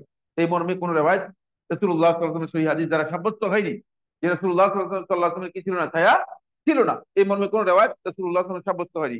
2য় নম্বর, আরেকটি ভুল তথ্য আমাদের সমাজের মধ্যে ব্যাপকভাবে আহ, মানে প্রচার করা হয় থাকে যে রাসূলুল্লাহ সাল্লাল্লাহু আলাইহি ওয়াসাল্লাম গায়েব জানতেন না, গায়েবের কোনো বিষয় রাসূলুল্লাহ সাল্লাল্লাহু আলাইহি ওয়াসাল্লাম জানেন না। গায়েব যেটাকে বলা হয় থাকে, যে গায়েব যে অর্থে ব্যবহৃত হয়ে থাকে, এই অর্থে আল্লাহ নবী সাল্লাল্লাহু আলাইহি ওয়াসাল্লাম গায়েব জানতেন না, গায়েবের জানা বিশেষত্ব রাসূলুল্লাহ দাবি করেন নাই। বরং রাসূলুল্লাহ সাল্লাল্লাহু আলাইহি ওয়াসাল্লাম বলেছেন, কুল লা আ'লামুল গায়ব, আপনি বলে দিন আমি গায়েব জানি না। কোরআনের মধ্যে বলে দেওয়া হয়েছে আমি গায়েব জানি না। লাউ কুনতু আ'লামুল গায়বা লাস্তাকতারতু মিনাল খাইরি ওয়া মা মাসসানিয়া সু, যদি আমি গায়েব জানতাম তাহলে লাস্তাকতারতু মিনাল খাইর, আমি যা করতাম সব ভালো কাজ করতাম। ওয়া মা মাসসানিয়া সু, কোন কষ্ট, কোন অনিষ্ট ক্ষতি আমাকে আক্রান্ত করতো না। রাসূল সাল্লাল্লাহু আলাইহি ওয়াসাল্লাম আক্রান্ত করছে কিনা, কি ক্ষতি? হ্যাঁ, ভেরি গুড, মাশাআল্লাহ, ভালো আলেম মানুষ, মাশাআল্লাহ, মাশাআল্লাহ। হ্যাঁ, জাদু, রাসূলুল্লাহ সাল্লাল্লাহু আলাইহি ওয়াসাল্লাম জাদু দিয়ে ক্ষতিগ্রস্ত করেছে, কষ্ট পেয়েছেন রাসূলুল্লাহ, অনেক কষ্ট পেয়েছে। তাহলে বুঝা যাচ্ছে যে মানে যদি গায়েব জানতে তাহলে যদি আমাকে জাদু করা হচ্ছে এটা বলতে পারতেন, তা আমাকে জাদু করা হচ্ছে এটা বলতে পারতেন, কিন্তু রাসূল সাল্লাল্লাহু আলাইহি ওয়াসাল্লাম বলতে পারেন নাই, রাসূলুল্লাহ সাল্লাল্লাহু আলাইহি ওয়াসাল্লাম বলতে পারেন নাই। সেখান থেকে বোঝা যায় যে রাসূল সাল্লাল্লাহু আলাইহি ওয়াসাল্লাম কি করতেন না, গায়েব জানতেন না। রাসূলুল্লাহ সাল্লাল্লাহু আলাইহি ওয়াসাল্লাম গায়েব জানতেন না, এই এই বিষয়টি আমাদেরকে জানতে হবে। কারণ যারা দাবি করে থাকে তারা এগুলো মিথ্যা দাবি করতেছেন, রাসূলুল্লাহ সাল্লাল্লাহু আলাইহি ওয়াসাল্লাম মিথ্যা দাবি করতেছেন। এটা আমরা আল্লাহ রাসূল সাল্লাল্লাহু আলাইহি ওয়াসাল্লাম সম্পর্কে আমাদেরকে কি করতে হবে, এটি জানতে হবে। এই যে রিসালাতের সাক্ষী, এখানে একটি মিসগাইডেড বক্তব্য রয়েছে, সেটা হচ্ছে রিসালাতের জন্য রাসূলকে আমরা মেনে নিব, এটা একমাত্র আনুগত্য রাসূলের নির্ভেজাল হবে। কিন্তু মানে অনেকের ধারণা হচ্ছে রেসালতের ক্ষেত্রে তৌহিদ অপরিহার্য না, রেসালতের জন্য তৌহিদ শব্দটি প্রযোজ্য নয়। সালফে সালেহিনগণ রেসালতের ক্ষেত্রে তাওহীদুর রিসালা এই ধরনের বক্তব্য সালফে সালেহিনগণ দেন নাই। ইদানিং কিছু সংখ্যক লোক বলে থাকেন যে মানে তাওহীদুর রিসালা, যদি আপনি মানে রাসূল সাল্লাল্লাহু আলাইহি ওয়াসাল্লামের কোনো কারণে অনুসরণ থেকে আপনার কোনো ভুল হয়ে যায়, তাহলে আপনি রাসূলের সাথে শিরক করলেন। এই বক্তব্য শুদ্ধ নয়। শিরকের বিষয়টি, তাওহীদের বিষয়টি একমাত্র উলুহিয়তের সাথে জড়িত। শিরকের বিষয়টি একমাত্র আল্লাহ তাআলার সাথে জড়িত, রিসালাতের সাথে জড়িত নয়। যদি কোনো ব্যক্তি রাসূলের আনুগত্য থেকে বেরিয়ে যায় অথবা রাসূলের দেয়া তরিকা থেকে বেরিয়ে যায়, তাহলে সে ব্যক্তি মাসিয়তের মধ্যে গেল, শিরকের মধ্যে যায়নি। বুঝতে পেরেছেন? এটা শিরকের গুনাহ হবে না। এটা কি হবে? মাসিয়ত হচ্ছে অবাধ্যতা, মাসিয়ত হচ্ছে কি অবাধ্যতা দিয়ে গেল। খুব গুরুত্বপূর্ণ বিষয়, এগুলো নিয়ে প্রচুর মানে মানে বিভ্রান্তি রয়েছে আমাদের মধ্যে, প্রচুর বিভ্রান্তি রয়েছে। এই যে দুই দুই প্রকারের তৌহিদের এই ঘোষণা, মুখী ঘোষণা দিয়ে দিলাম, ঘোষণা দিয়েই মানে আপনি পরিপূর্ণরূপে তৌহিদ পন্থী হয়ে গেলেন অথবা আপনি ইমানদার হয়ে গেলেন, না, এমন নয়। বরং এই তৌহিদের ঘোষণা দেওয়ার পরে মৌলিক কিছু বিষয় আছে যেগুলো এই তৌহিদকে পরিপূর্ণরূপে ভেঙ্গে চুরমার করে দেয়, এগুলোকে নষ্ট করে। এক নম্বর হচ্ছে, এগুলো লিখে নিতে হবে, সবগুলো খুব গুরুত্বপূর্ণ। আল ইশরাকু বিল্লাহ, যদি কোনো কারণে আল্লাহ তাআলার সাথে শরীক হয়ে যায়, শিরক সাব্যস্ত হয়, তাহলে আপনার তাওহীদ নষ্ট হয়ে যাবে। আর এটা এত ভয়ঙ্কর অপরাধ যে সূরা নিসা এর 48 নম্বর আয়াতের মধ্যে আল্লাহ তাআলা বলেছেন, সূরা নিসা আয়াত নম্বর 48, ইন্নাল্লাহা লা ইয়াগফিরু আন ইউশরাকা বিহি, আল্লাহ তাআলা তার সাথে যদি কেউ শরীক করে থাকে সে ক্ষমা করবেন না। ওয়া ইয়াগফিরু মা দুনা যালিকা লিমান ইয়াশা, এর নিচে যা আছে, যাকে ইচ্ছা তাকে আল্লাহ তাআলা ক্ষমা করে দিবেন। এখান থেকে বোঝা যায় কোন ব্যক্তি যদি শিরক করে মারা যায়, সে ব্যক্তিকে ক্ষমা করা হবে না। শিরক করে মারা, হ্যাঁ, হ্যাঁ, এবং জাহান্নামী হবে, সেটা অন্যান্য আয়াতের মধ্যে রয়েছে। এটা শিরকের বিষয়ে বিস্তারিত আলোচনার বিষয় রয়েছে। কিন্তু এটা তৌহিদকে নষ্ট করে দিবে। মানে এই যে ঘোষণা দিলাম লা ইলাহা ইল্লাল্লাহ, তৌহিদকে নষ্ট করবে, এই ঘোষণাকে নষ্ট করে দিবে। প্রথম হচ্ছে শিরক। দ্বিতীয় নম্বর যে পয়েন্টটি, সেটা হলো আল্লাহ এবং বান্দার মাঝে মানে এমন মাধ্যম নির্ধারণ করে নেওয়া যেগুলোকে সুপারিশকারী অথবা ইবাদতের জন্য নির্ধারণ করে নেওয়া। আল্লাহ এবং বান্দার মাঝে এটাকে বলা থাকে আল ওয়াসাইত, মাধ্যম। এই মাধ্যম, এটা এমন নয় যে মানে আপনি মানে বললেন যে আল্লাহ ওসিলা করলাম, ওসিলার মাধ্যম নয়। এটা হচ্ছে আল্লাহ এবং বান্দার মাঝে কিছু মাধ্যম নির্ধারণ করা, যেগুলোকে মনে করা হয় থাকে এরা আমাদের জন্য সুপারিশকারী, এরা আমাদের জন্য এরা আমাদের জন্য আল্লাহর কাছে মানে আল্লাহ আল্লাহ তাআলার আযাব থেকে আমাদের রক্ষা করবে, অথবা এরা আল্লাহর কাছে সুপারিশ করে আমাদের ক্ষমা করে দিবে। মানে তাদের ইবাদত করার জন্য, তাদেরকে সুপারিশকারী হিসেবে নির্ধারণ করার জন্য মাধ্যম গ্রহণ করা। যদি এই ধরনের মাধ্যম কেউ গ্রহণ করে থাকে, তাহলে অবশ্যই এটা তার তাওহীদকে নষ্ট করে দিবে, তার তাওহীদকে নষ্ট করবে। এরপরে 3 নম্বর যেটা, সেটা হলো কাফির মুশরিক যারা আছে, কাফির মুশরিকদের আকীদা বিশ্বাসকে সঠিক মনে করা। মানে মুশরিক যারা আছে এরাও আল্লাহর তো ইবাদত করতেছে, হয়তো একটু শিরক করতেছে, অসুবিধা কি? ইসলামী আকীদার বাইরে কাফির মুশরিকদের যে আকীদা বিশ্বাস আছে, সেটাকে যদি কেউ সঠিক মনে করে থাকে, তাহলে তার ঈমান নষ্ট হয়ে যাবে এবং তার এই তাওহীদ নষ্ট হয়ে যাবে। তাওহীদের যে ঘোষণা দিয়েছে এটা কোনো মূল্য থাকবে না। এই কথা বলার সুযোগ নাই যে মানে আমরা দেখতেছি মুশরিক, তাকে মুশরিকই বলতে হবে। এবং এটাই মনে করতে হবে যে মুশরিক এবং কাফেরদের ব্যাপারে আল্লাহ তাআলা যে বলেছেন তারা চির জাহান্নামী, তাদেরকে সেটাই বলতে হবে, তাদেরকে আর কিছু বলার সুযোগ নেই। 4 নম্বর পয়েন্ট হচ্ছে যে রাসূল সাল্লাল্লাহু আলাইহি ওয়াসাল্লামের দিন বা দিনের কোনো সওয়াব বা শাস্তির কোনো কিছু নিয়ে উপহাস ঠাট্টা বিদ্রুপ করা, এটাকে বলা থাকে আল ইস্তিহজা। আল ইস্তিহজা হচ্ছে রাসূল সাল্লাল্লাহু আলাইহি ওয়াসাল্লাম যে দিন নিয়ে এসেছেন, অথবা দিনে যে বিধান নিয়ে এসেছেন, অথবা যে শাস্তি, অথবা যে পুরস্কারের কথা বলেছেন, এর কোন একটা বিষয় নিয়ে ঠাট্টা বিদ্রুপ করা, উপহাস করা, এটার সাথে সাথেই আপনি যদি জেনে বুঝে করে থাকেন তাহলে আপনি বেঈমান হয়ে যাবেন, ঈমান নষ্টকারী। এবং এই কালেমাতুত তাওহীদ আপনার কি হবে, নষ্ট হয়ে যাবে। আল্লাহ সুবহানাহু ওয়া তাআলা কোরআনে কারীমে সূরা তওবার 65 এবং 66 নম্বর আয়াতের মধ্যে এই বিষয়ে বলেছেন। সূরা তওবা আয়াত নম্বর 65 এবং 66 নম্বর আয়াতের মধ্যে বলেছেন। 6 নম্বর হচ্ছে মুশরিকদের পক্ষপাতিত্ব করা এবং মুসলমানদের বিরুদ্ধে অমুসলিমদের সহযোগিতা করা। 6 নম্বর, কত নম্বর? 5 নম্বর। 5 নম্বর হচ্ছে মুশরিকদের সহযোগিতা করা। মুশরিক বলতে আমরা মুশরিক কাফির সবাইকে বুঝাচ্ছি, বুঝতে পেরেছেন? মুশরিকদের সহযোগিতা করা, পক্ষপাতিত্ব করা, অথবা তাদের মুসলমানদের বিরুদ্ধে তাদেরকে সাহায্য করা, তাহলে আপনি মুসলিম আর থাকবেন না। আপনি হয়তো মনে করতেছেন আমি মুসলিম, আমি তো লা ইলাহা ইল্লাল্লাহ বলছি, লা ইলাহা ইল্লাল্লাহ বলে করে লাভ নেই। এই ব্যক্তি লা ইলাহা ইল্লাল্লাহ যদি সারা জীবনও বলে থাকে, যদি হাজার হাজার বারো বলে থাকে, কোনো লাভ নেই। যদি সে ব্যক্তি মুশরিকদেরকে সাহায্য করে তাহলে তার ঈমান নষ্ট হয়ে যাবে এবং সে ইসলাম থেকে খারিজ হয়ে যাবে, পরিপূর্ণ ইসলাম থেকে কি হয়ে যাবে, খারিজ হয়ে যাবে। এটা হলো ঈমান ভঙ্গকারী এবং ইসলাম ভঙ্গকারী মৌলিক বিষয়। কত, 5, 6 নম্বর মনে হয় না? 6 নম্বর হচ্ছে যেটি, সেটা হলো যে ব্যক্তি এই বিশ্বাস পোষণ করে যে কিছু কিছু লোক মোহাম্মদ সাল্লাহ আলী ইসলামের শরীয়ত থেকে তাদের বাইরে বাইরে মানে যাওয়ার কি রয়েছে, অনুমতি রয়েছে, মানে তারা নবী সাল্লাহ আসলামের শরীয়ত বাদ দিলেও কোনো অসুবিধা নেই, তাহলে সেই ব্যক্তি কি হয়ে যাবে, কাফের হয়ে যাবে না। কারণ এই শরীয়ত ছাড়া অন্য কোন শরীয়তের অনুসরণ করার কোনো বৈধতা নেই। বলছে না, অসুবিধা কিসের? ঈসা আলী ইসলাম দিন মানলে আপনার অসুবিধা কোথায়?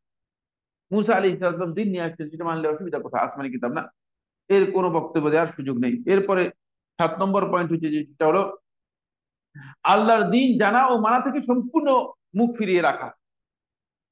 যদি বলেন যে ভাই নামাজ শিখেন, নামাজ শিখেন, শুনেন, বলছি অন্তর ঠিক আছে আমার। অনেকের বক্তব্য আমার অন্তর ঠিক আছে, বাহিরে অসুবিধা কিসের? আপনার অসুবিধা কোথায়? দিন জানা থেকে ইচ্ছাকৃত ভাবে যদি কেউ বিমুখ হয় এবং মুখ ফিরিয়ে নেয়, তাহলে সেই ব্যক্তি কাফের হয়ে যাবে। কারণ সে এই কথা বলার সুযোগ নেই যে আমি মানে আমি দিন জানতে পারলাম না, না, তাকে জানার জন্য চেষ্টা করতে হবে। এরপরে কত, 8 নম্বর বা 9 নম্বর পয়েন্ট হচ্ছে রাসূল সাল্লাল্লাহু আলাইহি ওয়াসাল্লাম আনীত কোনো বিধানকে ঘৃণা বা অপছন্দ করা। ইসলামের অনেক বিধান আছে, সেগুলো আমার মনপুত না হতে পারে, আপনার মনপুত না হতে পারে, বুঝতে পেরেছেন? কিন্তু সেটাকে ঘৃণা অপছন্দ করতে পারবেন না, ঘৃণা বা অপছন্দ করতে পারবেন না, এটা ইসলামী শরীয়তে হারাম। কালকে আমাকে একজন প্রশ্ন করেছে, প্রশ্নটা মানে একটু বেরিড প্রশ্ন, মানে প্রশ্নটা এমন যে যে দেখা যায় যে অনেক মানে মহিলা আসেন যে স্বামী দ্বিতীয় বিয়ে করুক, এটা তার পছন্দ করেন না। তো আমাকে বলতে চাইছে এটা কি কাফের হয়ে যাবে কিনা। আমি যে না, কেমন পর্যন্ত কাফের হবে না। কারণ হচ্ছে মহিলাদের এই গায়রত আল্লাহ তাআলা সৃষ্টিগত ভাবে দিয়েছেন। রাসূলুল্লাহ সাল্লাল্লাহু আলাইহি ওয়াসাল্লামের সময় ছিল, ইসলামের প্রত্যেক যুগেই ছিল, মানে স্বামী দ্বিতীয় বিয়ে করুক এটা মহিলারা চাইবে না। কিন্তু ইসলাম একথা অস্বীকার করতে পারবে না যে ইসলামে অনুমোদন দিয়েছে, এটা অস্বীকার করলে কাফের হয়। ইসলামের অনুমোদনকে অস্বীকার করলে কাফের হয়ে যাবে। কিন্তু যদি ব্যক্তিগতভাবে মনে করে যে আমি অপছন্দ করি যে আমার স্বামী বিবাহ দ্বিতীয় বিবাহ করুক, তাহলে সে ব্যক্তি কি হবে না, কাফের, কাফের হবে না। এটা কিন্তু এই প্রকারের ঘৃণা নয়। এখানে এখানে খুব গুরুত্বপূর্ণ বিষয় জানতে হবে। 10 নম্বর পয়েন্ট হচ্ছে রাসূল সাল্লাল্লাহু আলাইহি ওয়াসাল্লামের দ্বীনে প্রমাণিত কোনো বিষয়ে এ ব্যাপারে ঠাট্টা বিদ্রুপ করা। এরপরে 11 নম্বর হচ্ছে জাদু বা জাদুকর্মের সাথে নিজেকে সম্পৃক্ত করা। 12 নম্বর হচ্ছে এরপরের পয়েন্ট হচ্ছে যেটা ইলমুল গাইবের দাবি করা। অনেকে আছে যে ইলমুল গাইবের দাবি, নিজেই ইলমুল গাইবের দাবি করে থাকেন, অদৃশ্য জ্ঞানের তথ্য দিয়ে থাকেন, এটাও একেবারেই ইমানের পরিপন্থী কাজ। আল্লাহর বিধান উপেক্ষা করে মানব রচিত বিধানে ফয়সালা করা, মানব রচিত বিধানে ফয়সালা করা। এরপরে পয়েন্ট হচ্ছে ইমান ও ইসলামের রুকনের যে কোনো একটিকে অস্বীকার করা। হজকে অস্বীকার, হজ এটা আসলে কেমন ইবাদত? যে কোনো একটা রুকনকে যদি কেউ অস্বীকার করে তাহলে সে কাফের হয়ে যাবে। তাকদীরকে অস্বীকার করলো, কাফের হয়ে যাবে। তারপরে ইমানের রুকন গুলো বলতে সব ঠিক আছে, ফেরেশতাদের ব্যাপারে আমার একটা প্রশ্ন আছে, তাহলে সে কাফের হয়ে যাবে। তো অনুরূপ ভাবে জিনদের ব্যাপারে আমার একটা প্রশ্ন আছে, মানে ভাই জিন এটা স্বীকার করি না, কাফের হয়ে যাবে। ইসলামের কোন শিক্ষাকে ঘৃণা করা বা অগ্রহণযোগ্য মনে করা। এরপরে হচ্ছে শরীয়তের দলিল হিসেবে সুন্নাহকে অস্বীকার করা, সুন্নাহকে অস্বীকার করে সে কাফের হয়ে যাবে। যদি সে মনে করে থাকে মুসলিম, তার এই মানে কালেমাতুত তাওহীদের ঘোষণার কোনো দাম হবে না। শরীয়তের বিধিবিধান প্রবর্তনে আল্লাহ ব্যতীত কারো অধিকার স্বীকার করে নেওয়া, যে ইসলামের বিধান মানে মানুষও দিতে পারবে, অসুবিধা কিসের? ইজতিহাদ করে দিলে অসুবিধা কিসের? না, এটা জায়েজ নেই, তাহলে কাফের হয়ে যাবে। আল্লাহ ব্যতীত অন্য কেউ হালাল হারাম সাব্যস্ত করতে পারে এই ধরনের মনে করা, এটাও অবশ্যই একেবারেই নিষিদ্ধ গর্হিত, এবং এর মাধ্যমে সে ব্যক্তি কাফের হয়ে যাবে, সে ব্যক্তি কাফের হয়ে যাবে।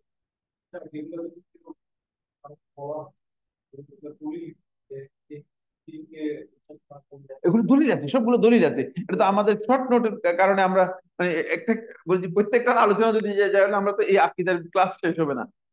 মানে আকিদার ক্লাসের জন্য সারা জীবন লাগবে, বুঝতে পেরেছি। এটা প্রত্যেকটার দলিল রয়েছে, প্রত্যেকটা দলিল উল্লেখ করা হয়েছে এবং দলিল আছে, বুঝতে পেরেছে না? দলিল মানে সবগুলো দলিল রয়েছে, সবগুলো কোরআন এবং হাদিসের সুস্পষ্ট দলিল রয়েছে। আচ্ছা, আমরা আলোচনা করতেছিলাম যে পয়েন্টটি নিয়ে, সেটা হলো তৌহিদুল উলুহিয়া নিয়ে, ঠিক না? তৌহিদুল উলুহিয়া নিয়ে মাঝখানে আমরা তৌহিদুল উলুহিয়াতে প্রবেশ করার জন্য একটা আমাদের কাছে একটা দ্বার মানে একটা পদ্ধতি আছে, সেটা এই কালেমার মাধ্যমে আমরা কি করি, তৌহিদুল উলুহিয়াতে প্রবেশ করে থাকি। কালেমাত তৌহিদের মাধ্যমে আমরা প্রবেশ করে থাকি, এই জন্য কালেমাত তৌহিদের বিষয়টি আমাদের আলোচনার মধ্যে আমরা নিয়ে এসেছি। ইবাদতের মৌলিক বিষয়গুলো আমরা আলোচনা করব না, অনেক লম্বা একটা বিষয়, এই জন্য আমি ইবাদতের বিষয়গুলোকে ট্যাপ করে যাচ্ছি। আহ এরপরে আসতেছে যে পয়েন্টটি নিয়ে, ইবাদতের এই বিষয়টি বাদ। এরপরে তৃতীয় যেই প্রকার, সেটা হচ্ছে তৌহিদুল আসমা ওয়াস সিফাত। এখানে একটু আমরা আলোচনা করব। তৌহিদুল আসমা ওয়াস সিফাত, আল্লাহ রাব্বুল আলামিনের নাম ও গুণাবলীর ক্ষেত্রে তৌহিদ। এই প্রকারের তৌহিদটা মূলত শুধুমাত্র একত্ববাদের সাথে জড়িত নয়।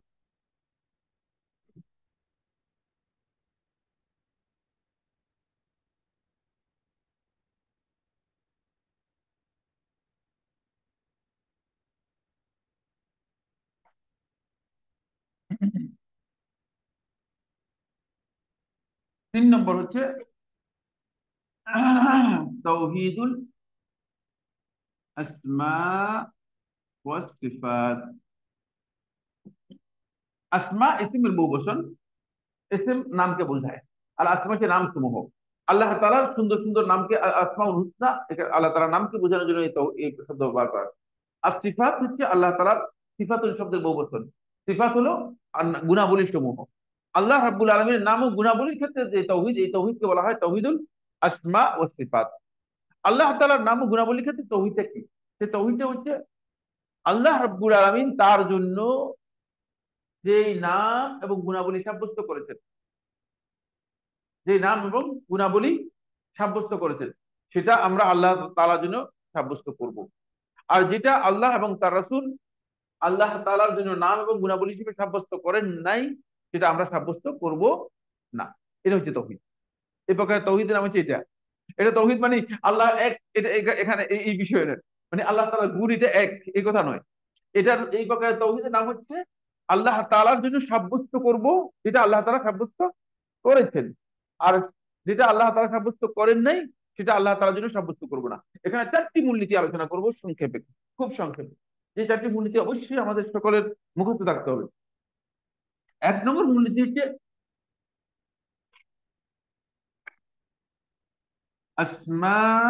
আসমাউল্লাহি কুল্লুহা তাওকিফিয়াহ। আল্লাহ তাআলার সমস্ত নাম এটা হচ্ছে ওহী নির্ভর, কুল্লুহা তাওকিফিয়াহ। দলিল নাই, আল্লাহ তাআলার নাম বলতে পারবেন, এটা আল্লাহ। কুল্লুহা আল আসমাউল্লাহি কুল্লুহা তাওকিফিয়াহ। আল্লাহ তাআলার যতগুলো নাম আছে সবগুলো অবশ্যই নাম সাব্যস্ত করতে হলে কি দিতে হবে? কি দিতে হবে? তাওকিফিয়া, দলিল নির্ভর, ওহী নির্ভর। তাওকিফিয়া বলা হয় ওহী নির্ভর, মানে এটা নিজের মন মতো সাব্যস্ত করা যাবে না। আল্লাহ তাআলাকে আপনি যদি বলে যে ব্রহ্ম, সাব্যস্ত করতে পারবেন না, নাম হিসেবে সাব্যস্ত করতে পারবেন না। আল্লাহ তাআলা নাম কি করতে পারেন? সাব্যস্ত করতে পারবেন না। আল্লাহ রাব্বুল আলামিনের নাম হিসেবে যেটা আল্লাহ তাআলা সাব্যস্ত করেন নাই, এমন জিনিস আল্লাহ তাআলার জন্য সাব্যস্ত করা যাবে না। এই ধরনের নাম আল্লাহ তাআলার জন্য কি করা যাবে না? সাব্যস্ত করা যাবে না। যেহেতু আল্লাহ রাব্বুল আলামিনের নামের জন্য আমাদের কাছে কি থাকতে হবে? দলিল থাকতে হবে। আসমাউল্লাহিল হুসনা এর মধ্যে অনেক নাম দেখবেন, অনেক নাম আছে যেগুলো আল্লাহ তাআলার নাম আল্লাহ তাআলা সাব্যস্ত করে নাই, মানুষ সাব্যস্ত করে দিয়েছে। মানুষ কি করেছে? সাব্যস্ত করে দিয়েছে। আল্লাহ তাআলার নাম হিসেবে আল্লাহ তাআলা সাব্যস্ত করেন নাই, মানুষ কি করেছে? সাব্যস্ত করে দিয়েছে। এটা এটা জায়েজ নেই। কারণ আল্লাহ তাআলা নিজের জন্য যেই নাম দেন নাই সেই নাম যদি কোনো ব্যক্তি নিজের মানে আল্লাহর জন্য সাব্যস্ত করে, এটা তো আমার নাম যদি কেউ আরেকজন যদি আমার নাম চেঞ্জ করে সাব্যস্ত করে, তাহলে আমি মানে মেনে নিবো কিনা? সুতরাং আল্লাহ তাআলার স্থানে এটা সবচেয়ে বড় অপরাধ, এটা সবচেয়ে বড় ওয়াযারুল্লাযীনা ইউলহিদুনা ফি আসমাইহি, আপনি তাদেরকে প্রত্যাখ্যান করুন। ওয়াযারুল্লাযীনা, যারা ইউলহিদুনা ফি আসমাইহি, আল্লাহ রাব্বুল আলামিনের নামের ব্যাপারে কি করে পরিবর্তন করে, নামের মধ্যে ইলহাদ করে, বিকৃতি ঘটায়। দেখছেন? সুতরাং আল্লাহ তাআলার নামের মধ্যে কোন ধরনের বিকৃতি করার বৈধতা নেই। এটা হলো প্রথম পয়েন্ট। আল্লাহ রাব্বুল আলামিনের নামগুলো সবগুলো যেভাবে আল্লাহ সুবহানাহু ওয়া তাআলা দিয়েছেন ঠিক সেভাবেই তাওকিফিয়া, মানে এটাকে আমাদেরকে এভাবে বিশ্বাস করতে হবে যে এর মধ্যে কোনো পরিবর্তন মানে নিজের পক্ষ থেকে কোনো ধরনের পরিবর্তন আমরা করতে পারবো না। যেমন আল্লাহ সুবহানাহু ওয়া তাআলার নামগুলোর মধ্যে মানে একটা নাম যে কোনো একজন বলেন, হ্যাঁ, সহজ নাম যেগুলো আছে পরিচিত, হ্যাঁ, আর রহমান আর রাহিম, এগুলো তো একেবারেই সুপরিচিত মানে নাম আল্লাহ রাব্বুল আলামিনের। যেমন আপনি দেখবেন যে আল্লাহ তাআলার নাম হিসেবে দেখা যায় আন-নূর,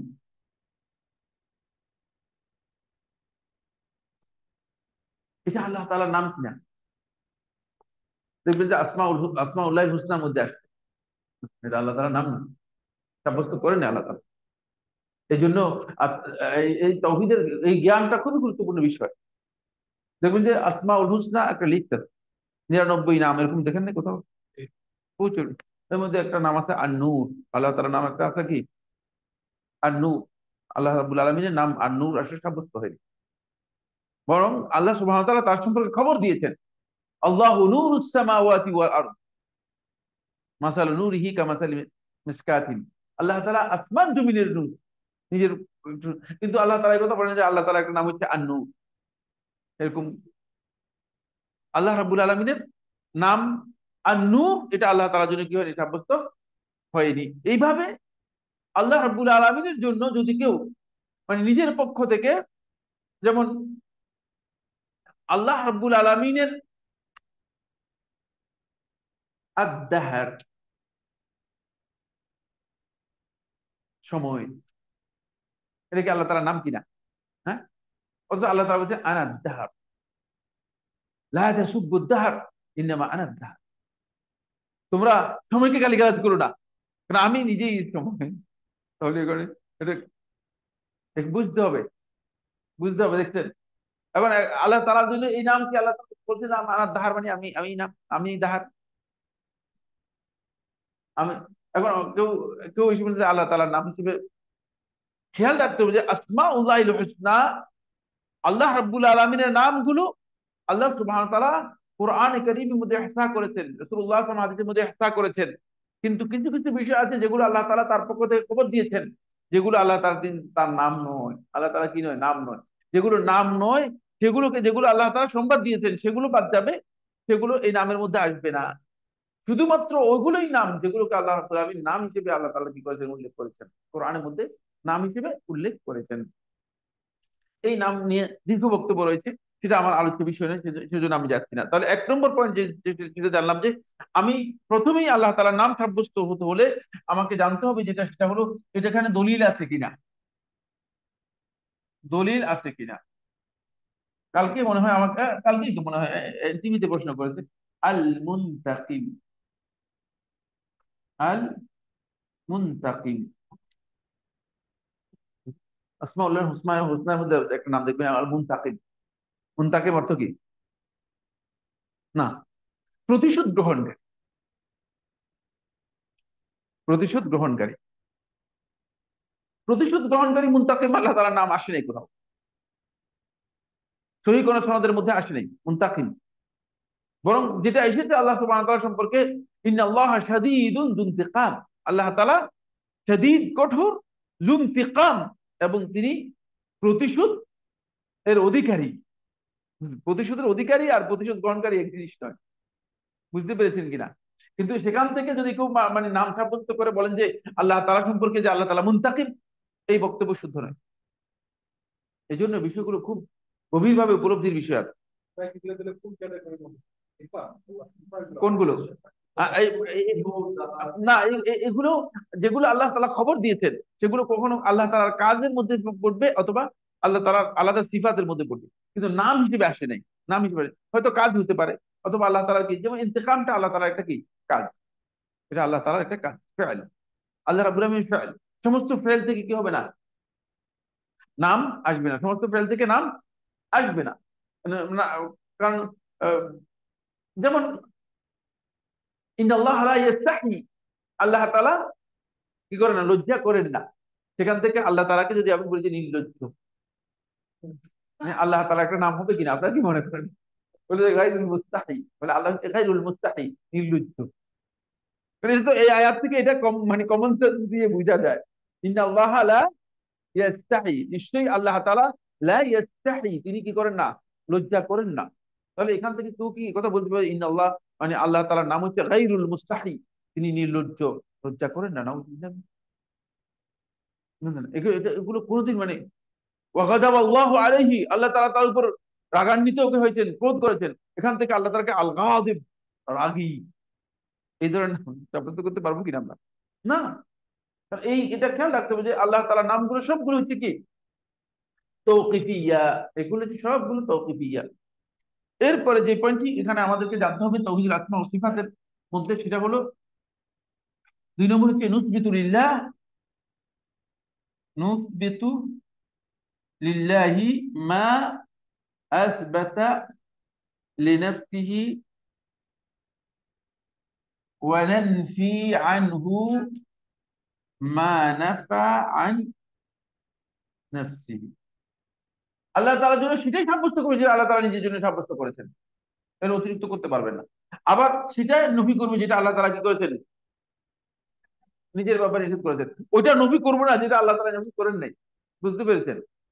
যেমন যদি মনে করেন আপনি মানে আল্লাহর প্রশংসা করতে গিয়ে বললেন যে যে আল্লাহ তাআলা চুরিও করেন না, মিথ্যা বলেন না, কি মনে করেন এটা ঠিক বলছেন কিনা? হ্যাঁ, যাবে কিনা এটা? কেন, আল্লাহ তাআলা কি চুরি করেন কিনা, আপনারা কি মনে করেন? আপনি মনে করেন চুরি করেন? আপনি বলতেছেন যাবে না, কেন যাবে না? খুব ভালো করে খেয়াল করেন। কারণ হচ্ছে কিছু কিছু বৈশিষ্ট্য রয়েছে যেগুলো নফি করার মধ্যে, না করার মধ্যে, বুঝলেন? বলে লোকটা মানে একজন দেখা হয়েছে, বুঝলেন, বলছে লোকটা না খেয়ানত করে না। মানুষ মনে করবে যে মনে হয় একটু একটু একটু করে, উনি এই জন্য উনি ইশারা করে দিয়েছেন আর কি, যে খেয়ানত করে না। নওয়াজুবিল্লাহ। দেখা হয়েছে আপনার সাথে একজন, বলছে যে ভাই লোকটার সঙ্গে কি বল না, তেমন খেয়ান টেয়ানত করে না। মানে এটা হচ্ছে, আপনারা বালাগাত করছেন তো, এটা হচ্ছে মাদহুন বিতারিকাতি যাম। বুঝলেন না, বালাগাতের মধ্যে আছে মাদহুন বিতারিকাতি তারিকাতি যাম, মানে তিরস্কারের পদ্ধতিতে এক ধরনের প্রশংসা। বুঝলেন না, এটা প্রশংসা করেন নাই আসলে। আল্লাহ তাআলার জন্য এই ধরনের প্রশংসা করতে পারবেন না যেটা আল্লাহ তাআলা নিষেধ করেছেন।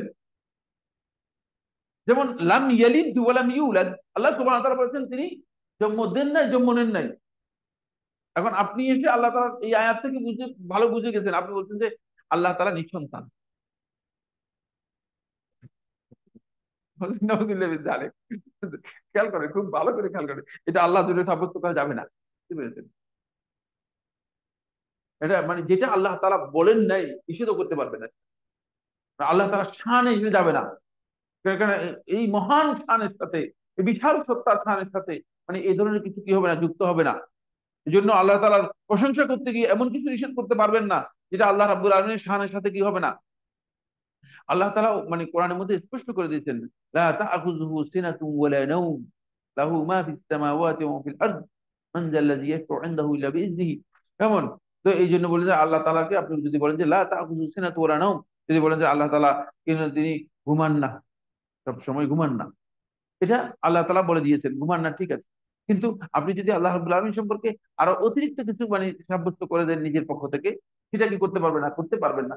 যেটা নানফি মা নাফা আন নাফসিহি, যেটা তিনি নিষেধ করেছেন সেটা আমরা তার জন্য করতে পারবো। এরপরে তাহলে 2য় নম্বর পয়েন্ট আমরা বুঝতে পারলাম, ঠিক আছে। 3য় নম্বর পয়েন্ট হচ্ছে যেটা, সেটা হলো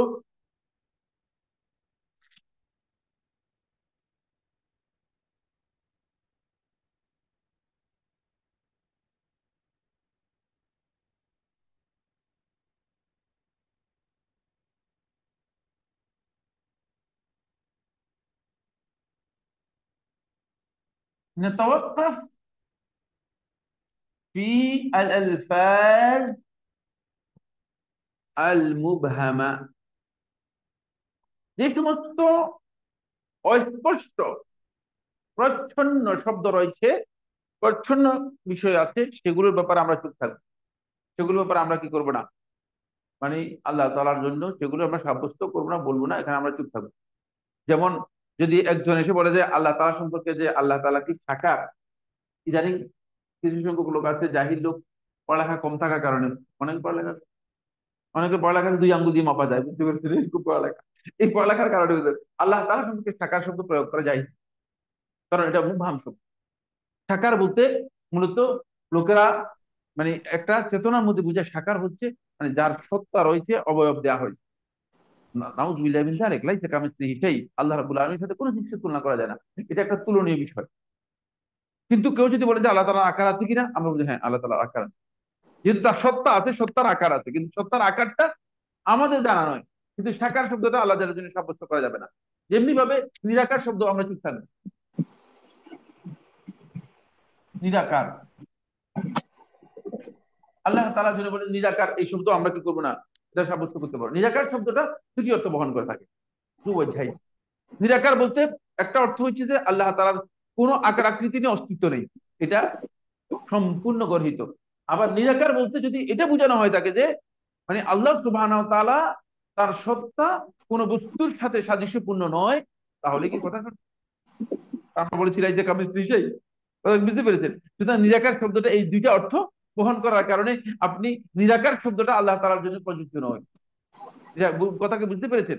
যেই সমস্ত শব্দ বা যেই সমস্ত মানে নাম অথবা গুণ একাধিক অর্থ গ্রহণ করে থাকে, মানে একটা বৈধ অর্থ, একটা অবৈধ অর্থ, একটা সন্দেহপূর্ণ অর্থ, একটা সঠিক অর্থ, একটা ভুল অর্থ, একটা শুদ্ধ অর্থ, তাহলে সেক্ষেত্রে আমাদের অবস্থানটা কি হবে? সেক্ষেত্রে আমাদের অবস্থানটা কি হবে? আমরা চুপ থাকবো।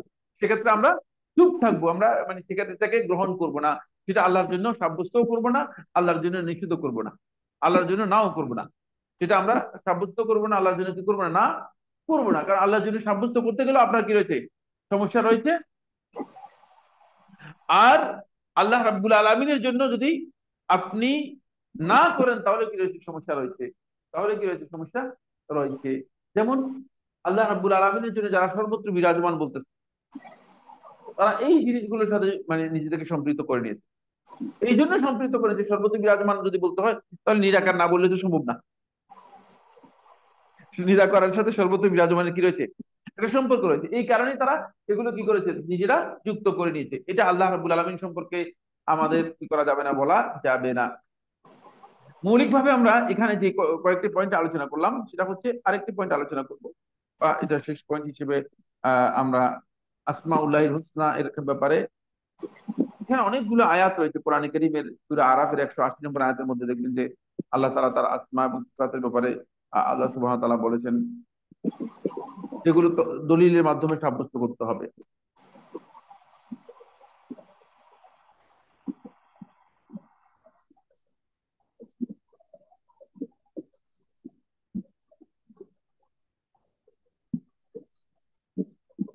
এরপরে যে পয়েন্টটি আলোচনা করবো সেটা হচ্ছে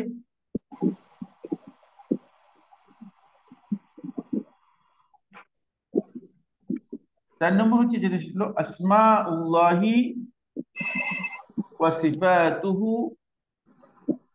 গায়র মাহসুরাতুন বিআদাদ। আল্লাহ তাআলার নাম এবং সিফাত এটি সংখ্যার মধ্যে সীমিত নয়। আমরা জানি যে আল্লাহ তাআলার নাম কয়টি, আমরা জম্মু থেকে শুনে এসেছি। আসলে এখন এখন বলতেছে যে নাম করতেছে না, আল্লাহ তাআলার নাম এবং গুণাবলী কোনোটাই মানে সংখ্যার মধ্যে সীমিত নয়। আল্লাহ তাআলার নাম এবং গুণাবলী আসলে কি নয়, সীমিত নয়। 99 নাম আল্লাহ রাব্বুল আলামিনের, এই কথা শুদ্ধ নয়। এখন এখানে হাদিস তো শুদ্ধ, সহিহ বুখারী হাদিস, ইন্না লিল্লাহি তিসআন ওয়া তিসঈনা মিয়াতান ইল্লা ওয়াহিদান ইসমান, যে আল্লাহ তাআলার সর্বমোট 99 মানে 100 এক কম 100 নাম রয়েছে। এই হাদিস দিয়ে বোঝানো হয়েছে যে এই নামগুলোর ফজিলত, বুঝতে পেরেছেন? মানে এর অর্থ এই নয় যে 99 বেশি নাম নেই। তখন বলা হবে যে 99টা নাম আছে, এই নামগুলোর এই ফজিলত। তাহলে বুঝতে হবে যে 99 নাম, এই নামগুলোর ফজিলত বোঝানোর জন্য আল্লাহ তাআলা বলেছেন যে এই 99 নামের ফজিলত হচ্ছে এটি। কিন্তু আল্লাহ তাআলার নাম অসংখ্য, অগণিত। এই মর্মে হাদিস রয়েছে, দেখে নিবেন। 11 নম্বর এটা সিলসিলা সহিহার 199 নম্বর হাদিস।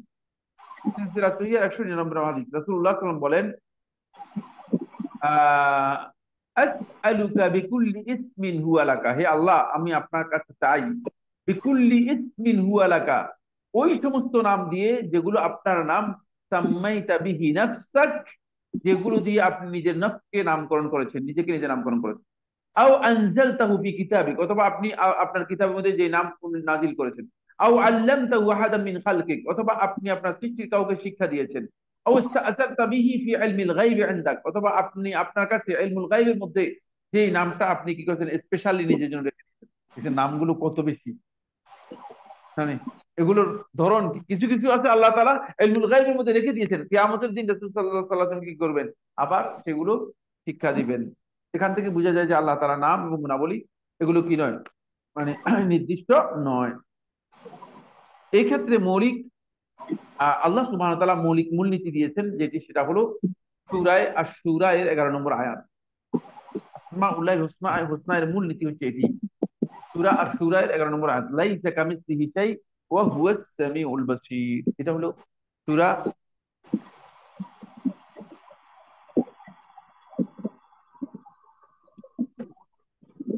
আশ-শূরা এর 11 নম্বর আয়াত, লাইসা কামিসলিহি শাই, এটা হচ্ছে মূলনীতি। লাইসা কামিসলিহি শাইউন ওয়া হুয়াস সামিউল বাসীর, এটা হচ্ছে মূলনীতি। লাইসা কামিসলিহি শাই, মানে তার মতো কোনো কিছুই নেই। সুতরাং আল্লাহ তাআলা সম্পর্কে এই ধারণা যদি আমাদের থাকে যে তার সাদৃশ্য বলতে কিছুই নেই, কোনো জিনিসকে তার সাথে তুলনা করা যাবে না, এটা আল্লাহ রাব্বুল আলামিনের জন্য আমাদের এখানে নাম এবং সিফাতের ক্ষেত্রে মূলনীতি। আল্লাহ তাআলার সিফাতের মধ্যে মূলনীতি। মানুষের ইলম আছে কি নাই, আছে না? মানুষের ইলম আল্লাহর ইলমের সাথে তাহলে মিল হবে কিনা? না, লাইসা কামিসলিহি শাই, খুব ভালো করে কাগজ। ওয়া হুয়াস সামিউল বাসীর, আর তিনি সর্বদ্রষ্টা এবং সর্বশ্রোতা। সর্বদ্রষ্টা এবং সর্বশ্রোতা, এই দুটাকে আলাদা করে উল্লেখ করেছেন লাইসা কামিসলিহি শাই এর সাথে, যাতে করে মানুষ বুঝতে পারে যে সর্বশ্রোতা এর অর্থ কি। এর অর্থ হচ্ছে আল্লাহ সুবহানাহু ওয়া তাআলা এই কুল মাখলুকাতের প্রত্যেকটি আওয়াজ, মানে একেবারেই এট এ টাইম আল্লাহ সুবহানাহু ওয়া তাআলা শুনেন। এটা মানুষের জন্য ইম্পসিবল, মানুষ জীবনে কোনোদিন এটা কঠিন। সুতরাং এই জন্যই এই দুইটা বৈশিষ্ট্য দিয়েছেন, ওয়াল বাসির, সব কিছুকে একসাথে দেখেন। আমরা তো সামনেও দেখি না, ভিতরেও দেখি না ভালো করে, বুঝতে পেরেছেন? এই জন্যই বলছে লাইসা কামিসলিহি শাই, কোন জিনিসই তার তুলনা নেই। এই দুইটি বৈশিষ্ট্য দিয়ে বোঝানো হচ্ছে যে মানুষ যদিও দেখে, যদিও শুনে, কিন্তু আল্লাহ রাব্বুল আলামিনের দেখা এবং শোনার সাথে এক বিশাল পার্থক্য। আল্লাহ তাআলার বৈশিষ্ট্যকে পরিপূর্ণতা দিয়েছেন, আল্লাহ সুবহানাহু ওয়া তাআলা কামাল দিয়েছেন, পরিপূর্ণতা দিয়েছেন কিসের মাধ্যমে? তার শ্রবণটা হচ্ছে কামালুস সামা, তিনি পরিপূর্ণ শুনেন। গোটা পৃথিবীর সমস্ত মানুষ একসাথে কথা বললে সবটাই শুনবে। আপনাদের কাছে কিছু অসম্ভব মনে হচ্ছে কিনা? না, কেউ অসম্ভব নয়।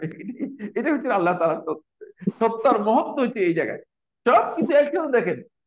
নয় না দেখলে তাহলে কি কিভাবে তিনি এই যে ঘরের ভিতরে মনে করেন, কোথায় কোথায় সেই মহাশূন্য কোথায় কি, তারপরে এই ঘরের ভিতরে তিনি কি আমাদের এখানে দেখতেছেন কিনা, আপনারা কি মনে করেন, সন্দেহ আছে কিনা? সব কিছুকে তিনি একসাথে দেখেন, যেটা মানুষের জন্য কোনোভাবেই, এই জন্য মাখলুকাতের মৌলিক যেই দিক হয়েছে সেটা হচ্ছে, মাখলুকাতের মৌলিক দিক হচ্ছে শ্রবণ এবং দৃষ্টি। মাখলুকাতের মৌলিক শ্রবণ এবং দৃষ্টি যদি চলে যায় তাহলে সবকিছু শেষ। আপনার চোখ আর আপনার যদি কান, এই দুটো চলে যায়, তাহলে আপনাকে কি কি করবো, কিভাবে বুঝাবে, ঠিক না? মানে এটা যন্ত্র, কিন্তু আর কিছু না, কোনো কাজে লাগবে না। কারণ আপনাকে এখন যদি আমি বলি যে মানে আপনি বাজারে যান, শুনবেন কিনা? শুনলেন না। মানুষ চলতে হলে, মানে যে কোনো সত্তার জন্য সত্তার অস্তিত্বকে পরিপূর্ণরূপে অ্যাক্টিভ করতে হলে দুটি যন্ত্রের প্রয়োজন। দুটি যন্ত্রের যে কোনো একটা যদি কোনো কারণে বিকল হয়, আরেকটা দিয়ে সে কি করতে পারে, চলতে পারে। এই দুইটা হচ্ছে কামিলুল হায়া, হায়াতের পরিপূর্ণ। বুঝতে বুঝতে পেরেছেন কিনা? এই জন্য আল্লাহ তাআলার সত্তার যখন পরিচয় করে দিলেন, তখন বলে লাইসা কামিসলিহি শাই। এরপরে আল্লাহ তাআলার কামালুল হায়াতের অথবা কামাল মানে জাতের পরিচয় করে দিচ্ছেন আস-সামিউল বাসীর দিয়ে। কারণ এই দুটির যে কোনো মানে একটি যদি কারো হারিয়ে যায় সেটা নষ্ট, আর যদি দুইটাই হারিয়ে যায় সেই সত্তার কোনো দাম নেই। কথাটা বুঝতে পারলাম কিনা? না বুঝেন না আপনারা? বুঝছেন? কারণ আপনার যদি শ্রবণ এবং দৃষ্টি দুইটাই হারিয়ে যায়, তাহলে আপনি আর কোনো কিছু করতে পারবেন না। অনেকে আছে অন্ধ কিন্তু কানে শুনে, তখন সে বুঝতে পারে যে ডান দিকে যান, বাম দিকে যান, ডান দিকে যান, চলতে পারবে, চলতে পারবে, তাহলে চলছে। অনেকে আছে মানে শুনে না কিন্তু দৃষ্টি আছে, ইশারা করে দিচ্ছেন, এভাবে এভাবে ইশারা করে দিচ্ছেন বোবাকে, বোবা সব কাজ করতে পারে। দুইটা বিকল হয়ে গেলে তাহলে তার হায়াত পরিপূর্ণ কি হয়ে যাবে, শুধুমাত্র একটা মানে ইঞ্জিনের মতো, জড় পদার্থের মতো, আর কিছু করতে পারবে না তাকে, সে অ্যাক্টিভেট থাকবে না। এই জন্য আল্লাহ তাআলা রব্বুল আলামিন জাতের পরিচয় করে দিচ্ছেন এই দুটি বৈশিষ্ট্য। এই দুটি বৈশিষ্ট্য হচ্ছে জাতের মহা পরিচয় দিয়ে করে দিয়েছেন। কারণ এর মাধ্যমে মানে কুল মাখলুকাত থেকে আল্লাহ রাব্বুল আলামিন নিজেকে আলাদা করে দিয়েছেন, নিজেকে আলাদা করে দিয়েছেন। এটা হচ্ছে মূল সূত্র, যেটা সূরার কত নম্বর আয়াত বললাম? 11 নম্বর আয়াত। এখানে অনেকগুলো মূলনীতি আমরা আলোচনা করেছি, সেগুলো অনেক দীর্ঘ আলোচনা। মানে প্রথম আমি শুধুমাত্র মানে বলে যাচ্ছি, আল কোরআন ও সুন্নাতে আল্লাহ তাআলার নাম ও গুণাবলী যেভাবে এসেছে সেভাবে সাব্যস্ত, এটা আলোচনা হয়েছে। আল্লাহ তাআলা এর এর নাম ও গুণাবলীর সাথে মাখলুকের গুণাবলীর তুলনা বা উপমা অস্বীকার করতে হবে, বা এর কোনো তুলনা হবে না, এর কোনো তুলনা যাবে না। এরপরে হচ্ছে আল্লাহ তাআলার নাম সমূহ গুণাবলী সাব্যস্তকরণের ক্ষেত্রে আল্লাহর কোরআন ও সুন্নাতে যা কিছু আছে এর অতিক্রম করা যাবে না, বাইরে যাওয়া যাবে না। এরপরে 3 নম্বর হচ্ছে আহলে সুন্নাত জামাত বিশ্বাস করেন যে আল্লাহর নাম ও গুণাবলী সংক্রান্ত যে বক্তব্য কোরআন ও সুন্নাতে এসেছে তা মুহকাম। এটা খুব গুরুত্বপূর্ণ বিষয়। আমাদের দেশে একদল লোক আছে বলছে আল্লাহ তাআলা তার জন্য হাত সাব্যস্ত করেছেন, করেছেন কিনা, তার জন্য চোখ সাব্যস্ত করেছেন, করেছেন, কোরআনের মধ্যে এসেছে। কিন্তু এগুলো লাইসা কামিসলিহি শাই, সহজ কথা। কিন্তু একদল লোক বলতেছে যে না, এগুলো হচ্ছে মুতাশাবিহ, এগুলো কোরআনের আয়াতকে আল্লাহ সুবহানাহু ওয়া তাআলা সূরা আল ইমরানের মধ্যে বলেছেন যে এটা দুই প্রকার। এক প্রকার হচ্ছে আয়াতুল মুহকামাত, আর হচ্ছে উখার মুতাশাবিহাত। একটা হচ্ছে আয়াত মুহকামাত, মুহকামাত হচ্ছে যেগুলো একেবারেই হুকুমের দিক থেকে মুহকাম, স্পষ্ট ও সুদৃঢ়। বুঝতে পারছেন? সুস্পষ্ট এবং সুদৃঢ়, যেগুলোতে কোনো ধরনের কি নেই, মানে কোনো প্রচ্ছন্নতা নেই। আর মুতাশাবিহাত, মুতাশাবিহাত অর্থ কি? হ্যাঁ, হ্যাঁ, হ্যাঁ, এক মুতাশাবিহাতের অর্থ হচ্ছে যেগুলো সাদৃশ্যপূর্ণ, যেগুলোর অর্থের মধ্যে সাদৃশ্যতা রয়েছে, মানে এটাও হতে পারে এটাও হতে পারে। বুঝতে পেরেছেন? অনেকে মনে করেন মুতাশাবিহাত মানে যেগুলো অর্থ মানে জানা যাবে না, দুর্বোধ্য। দুর্বোধ্য হলে আল্লাহ তাআলা কোরআন নাজিল করতেন না। কথা বুঝতে পেরেছেন কিনা? এই তাফসীরটাও গলত। অনেকে এই তাফসীর করে থাকে না, দুর্বোধ্য মানে ওর অর্থ মানে জানা নেই, এরকম নয়।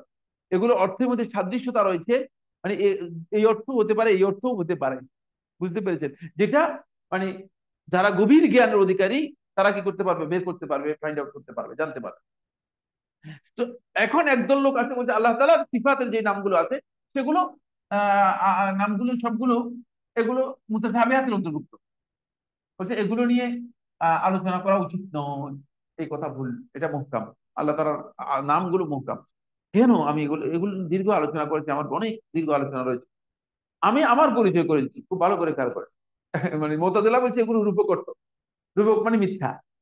মানে আমি আমার পরিচয় করে দিচ্ছি, আমার পরিচয় হচ্ছে এই এই এই এই। আপনি এসে বলতেছেন যে সাইফুল্লাহ ভাই, আপনার যে পরিচয়টা করে দিচ্ছেন আপনি রূপক পরিচয় করে দিচ্ছেন, আপনি কে? আপনি তো আমাকে চিনেন না, ঠিক না?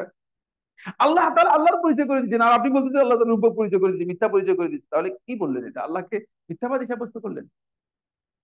মুতাজিলারা এই এই কথা বলতেছে যে আল্লাহ তাআলা এগুলো কোরআনের মধ্যে বলছেন মাজাজ। মাজাজ মানে রূপক। রূপক মানে কি? রূপক মানে মিথ্যা, মানে যেটা কোনো বাস্তবতা নেই, হাকিকত নেই। যেটা বাস্তবতার পরিপন্থী বক্তব্য। প্রশ্নই আসে না কোরআনে কারীমের মধ্যে আল্লাহ সুবহানাহু ওয়া তাআলা কোন ধরনের রূপক মাজাজ বলতে পারেন। কোরআন একটা হিদায়াতের কিতাব, মাজাজের প্রশ্নই আসে না এখানে। মাজাজ কেন বলবেন আল্লাহ? মাজাজ বলা হয় থাকে কেন? সুনির্দিষ্ট কিছু কারণ আছে। আপনারা মাজাজ পড়তেন না, কেউ কেউ মাজাজ পড়েন। মাজাজের সুনির্দিষ্ট কোনো কারণ আছে, সেই কারণে মাজাজ বলা হয় থাকে। কিন্তু আল্লাহ রাব্বুল আলামিনের সেই কারণ নেই। কারণ আল্লাহ তাআলা কাউকে ভয় করেন না। এই ভয়ের কারণে বলতে চাই আমি একটু কি আড়াল করে রাখলাম আর কি কথাটা। যেমন আমি যখন কথা বলতেছি মনে করেন কারণ নাম উচ্চারণ না করে মানে ইঙ্গিত দিয়ে বলে যাচ্ছি কেন? কারণ এই নাম জেনে গেলে সেটা হয়তো আমার বিরুদ্ধে সে একটা কি করতে পারে, ঝামেলা তৈরি করতে পারে। কিন্তু আল্লাহ তাআলার এই ভয় নেই, নাউযুবিল্লাহি মিন যালিক। আর দ্বিতীয়ত, তিনি তার সত্তার পরিচয় করে দিচ্ছেন, তার জাতের পরিচয় করে দিচ্ছেন। তিনি তার জাতের ব্যাপারে মিথ্যা পরিচয় দিবেন, এটা কিভাবে বিশ্বাস করা যায়? তিনি রূপক বলবেন, তিনি দুর্বোধ্য কথা বলবেন, এটা প্রশ্নই আসে না। সুতরাং যারা বলছেন যে আল্লাহ তাআলা তার জাতের ব্যাপারে এই কথা বলেছেন, তারা আসলে পথভ্রষ্ট, তারা প্রকৃত পথভ্রষ্ট। এরপরে এখানে আমি আহ, আপনাদেরকে মৌলিকভাবে যারা বিভ্রান্ত আল্লাহ তাআলার আসমা এবং সিফাতের ব্যাপারে, তারা হচ্ছে তিনজন: জাহমিয়া, মুতাজিলা, আশআরী এবং মাতুরিদী সম্প্রদায়। জাহমিয়া, মুতাজিলা, আশআরী ও মাতুরিদী সম্প্রদায়। জাহমিয়া যারা, এটা হচ্ছে জাহাম ইবনে সাফওয়ানের অনুসারী। জাহাম ইবনে সাফওয়ানের অনুসারী। তারা, তাদের বক্তব্য হচ্ছে আল্লাহ তাআলার নাম এবং সিফাত এগুলো সবগুলোকে তারা অস্বীকার করেছে। বলেছে এগুলো আল্লাহ তাআলা পরিচয় করে দিয়েছেন, কিন্তু এগুলো আসলে আহ আহ সবগুলোই মূলত রূপক, অর্থবোধক এবং এগুলোর ভিন্ন অর্থ রয়েছে। এগুলোকে তারা স্বীকারই করে নাই। আর মুতাজিলা সম্প্রদায়, এরা হচ্ছে ওয়াসিল ইবনে আতায়ের অনুসারী। এদের ধারণা হচ্ছে যে আল্লাহ তাআলার এই নাম এবং গুণাবলীর এগুলো হচ্ছে মাজাজ। যেমন হাত বলতে কুদরতি হাত বোঝায়। হাত বলতে কি বোঝায়? কুদরতি হাত। তো আপনি যদি জিজ্ঞেস করেন ভাই কুদরতি হাতটা কি জিনিস, এবার কি বলবে? হ্যাঁ, বলে আপনারটা কি হাত আর মানে কুদরতি হাতটা কেমন? জাহিল লোক, মানে যে অর্থটা করেছে। কেউ কেউ বলছে না, হাত বলতে কুদরতি হাত না, হাত হচ্ছে আল্লাহ তাআলার ক্ষমতাকে বোঝায়, পাওয়ারকে বোঝায়, শক্তিকে বোঝায়। তো ক্ষমতার জন্য আল্লাহ রাব্বুল আলামিন হাত শব্দ ব্যবহার করতেছেন কেন? পা শব্দ ব্যবহার করলে অসুবিধা কোথায়? ঠিক না? ক্ষমতার কথা তো আল্লাহ তাআলা অন্যত্রই বলেছেন। আল্লাহ রাব্বুল আলামিন ক্ষমতার কথা কোরআনে কারিমে অন্য আয়াতের মধ্যে বলেছেন। সুতরাং এর জন্য আল্লাহ রাব্বুল আলামিন হাত শব্দ ব্যবহার করবেন কেন? অন্য কিছু ব্যবহার করতে পারেন নাই? আল্লাহ রাব্বুল আলামিনের দৃষ্টি, তারা বলছে যে এটা দৃষ্টি বলতে রহমতকে বোঝানো হয়। তো রহমতকে বোঝানো হয়েছে কেন? আপনি রহমতের মধ্যে সীমাবদ্ধ করতেছেন কেন? রহমত ছাড়া আল্লাহ রাব্বুল আলামিন আযাব নেই? আছে না, আযাব আছে না? তো তাহলে আযাব করে কেন অর্থ করতেছেন না? আল্লাহ দৃষ্টিকে আযাবের দৃষ্টি হিসেবে দিচ্ছেন না কেন? এগুলো হচ্ছে প্রবৃত্তির অনুসরণ, আল্লাহ তাআলা সম্পর্কে প্রবৃত্তির অনুসরণ। এই তাবিল করেছে এটা মুতাজিলারা, এই ধরনের তাবিল করেছে এবং আল্লাহ তাআলার গুণাবলী এবং নামগুলোকে অস্বীকার করেছে। এরপরে এসেছে আশআরী এবং মাতুরিদী সম্প্রদায়। এরা আকল দিয়ে আল্লাহ রাব্বুল আলামিনের জন্য কিছু সিফাত সাব্যস্ত করেছে, অল্প কয়েকটা সিফাত সাব্যস্ত করেছে, আর বাকিগুলোকে অস্বীকার করেছে। যেগুলোকে অস্বীকার করেছে মানে বলেছে যে এগুলো আল্লাহর জন্য সাব্যস্ত করা যাবে না, কারণ সাব্যস্ত করলে আল্লাহ তাআলা মানুষের মতো হয়ে যাবে। অথচ আমাদের কাছে মূলনীতি আছে, লাইসা কামিসলিহি শাই, প্রশ্ন। সুতরাং এই মূলনীতি যদি তারা গ্রহণ করতো তাহলে তারা এই বক্তব্য আল্লাহ রাব্বুল আলামিন সম্পর্কে দিত না, অথবা এই বক্তব্য তাদের আল্লাহ রাব্বুল আলামিন সম্পর্কে আসতো না।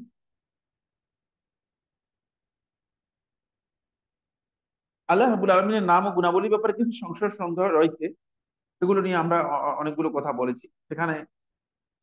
আল্লাহ তাআলা নাম ও গুণাবলী আহ মানুষের নাম ও গুণাবলীর সাথে যদি মিলে যায়, তাহলে আমাদের কাছে মূলনীতি হচ্ছে লাইসা কামিসলিহি শাই। কিন্তু অবশ্যই আল্লাহ তাআলার নামের কি রয়েছে? অর্থ রয়েছে। সুতরাং কেউ যদি বলে যে আল্লাহ তাআলা নামের মানে অর্থ করা যাবে না, তার এই বক্তব্য শুদ্ধ নয়। কিছু কিছু নাম আছে আল্লাহ সুবহানাহু ওয়া তাআলার, যে নামগুলোকে আল্লাহ সুবহানাহু ওয়া তাআলা আল্লাহর নাম হিসেবে উল্লেখ করেছেন, আবার সেগুলো মাখলুকের জন্য ব্যবহার করেছেন। সেগুলো মাখলুকের জন্য ব্যবহার করেছেন। এরকম নামগুলো মাখলুকের জন্য ব্যবহার করা যায়, আল্লাহর জন্য ব্যবহার করা কি জায়েজ। এগুলো আল্লাহ তাআলার জন্য খাস নয়, আল্লাহ তাআলার জন্য খাস। আস-সামিউল বাসীর একটা, ওই যে এই কারণে আগে কি করেছে, লাইসা কামিসলিহি শাই বলে দিয়েছে, দেখছেন? আস-সামিউল বাসীর, মানুষও সামি, মানুষও কি, মানুষ দেখে এবং শুনে। তাহলে মানুষ দেখে এবং শুনে, আল্লাহ দেখে এবং শুনে। পার্থক্য কোন জায়গায় হচ্ছে ওই লাইসা কামিস্ত্রি সেই এর মধ্যে, বুঝতে পেরেছেন? এই আয়াতটাই হচ্ছে মানে আসমা এবং সিফাতের মধ্যে মূল কথা। সূরা 11 নম্বর আয়াত, এটা হচ্ছে আসমা এবং সিফাতের মধ্যে মূল কথা। কারণ লাইসা কামিসলি সেই, এটা বুঝলে আপনি বুঝবেন যে সামিউল বাসীর আল্লাহ রাব্বুল আলামিন সম্পর্কে যে বলেছেন, এটা আল্লাহ তাআলা মানুষকে বলেছেন, মানুষের মধ্যে বলেছেন, মানুষ শুনে এবং দেখে। কিন্তু মানুষের শ্রবণ আর দেখা এটা হচ্ছে মাখলুক। এটা কি? মাখলুক, সৃষ্ট। আর আল্লাহ শ্রবণ এবং দেখা এটা হচ্ছে আল্লাহ তাআলার জাতের সাথে জড়িত। এটা হচ্ছে গায়রি মাখলুক, এটা আল্লাহ তাআলার সিফাত, জাতের সাথে জড়িত। সুতরাং এই ক্ষেত্রে মানুষের সাথে আল্লাহ রাব্বুল আলামিনের সামান্যতম কোনো কি নেই, সাদৃশ্য নেই, সাদৃশ্য নেই। যেগুলো আল্লাহ রাব্বুল আলামিন মানুষের জন্য ব্যবহার করেছেন, সেগুলো আপনি মানুষের জন্য ব্যবহার করবেন কিন্তু মাখলুক হিসেবে। এখানে লিমিটেশন আছে। যেমন আমার দৃষ্টির লিমিটেশন আছে, আমি দেয়ালের বাইরে কিচ্ছু দেখি না, কোনো মানুষ দেখে না। 6/6, ঠিক না? এটা দৃষ্টির মেডিকেল সায়েন্স কি করেছে, একটা সীমারেখা দিয়েছে। এর মধ্যে আমার দৃষ্টি, এর বাইরে আমি যেটা দেখি সেটা আসলে দেখা নয়। সেটা একটা আহ, মানে দূরবর্তী একটা মানে আমাকে একটা মানে ইয়ে করতেছে। যেমন আমি উপরের দিকে যতটুকু দেখি 6/6 আমার দেখা। ঠিক শ্রবণের মধ্যে আমার সীমাবদ্ধতা আছে। আমি কতটুকু দূর থেকে শুনতে পারবো, কতটুকু দূর থেকে শুনতে পারবো না। এখান থেকে বোঝা যাচ্ছে যে মানুষের সীমাবদ্ধতা এই বিষয়গুলোর মধ্যে রয়েছে। আসমা উল্লাহিল হুসনা এবং আল্লাহ তাআলার সিফাতের ব্যাপারে আমরা মোটামুটি আপনাদেরকে এই বিষয়গুলো আজকের ক্লাসের মধ্যে এখানে অনেকগুলো উদাহরণ আছে, অনেক লম্বা কতগুলো বিষয় রয়েছে যেগুলো আমরা পড়লে খুব গুরুত্বপূর্ণ তথ্য পাবেন যে আল্লাহ রাব্বুল আলামিনের নাম এবং গুণাবলী সম্পর্কে। এটা হলো আমাদের আল ইমান বিল্লাহির সাথে মৌলিক যে আলোচনা, সেই আলোচনা শেষ হয়েছে। আগামী আরেকটা ক্লাস হবে, যে ক্লাসের মধ্যে আমরা ইনশাআল্লাহ তাআলা আহলুস সুন্নাত ওয়াল জামাতের আকীদা এবং আকীদাগত যে কিছু বিভ্রাট আছে সেগুলো নিয়ে আমরা মৌলিক কথা আলোচনা করব।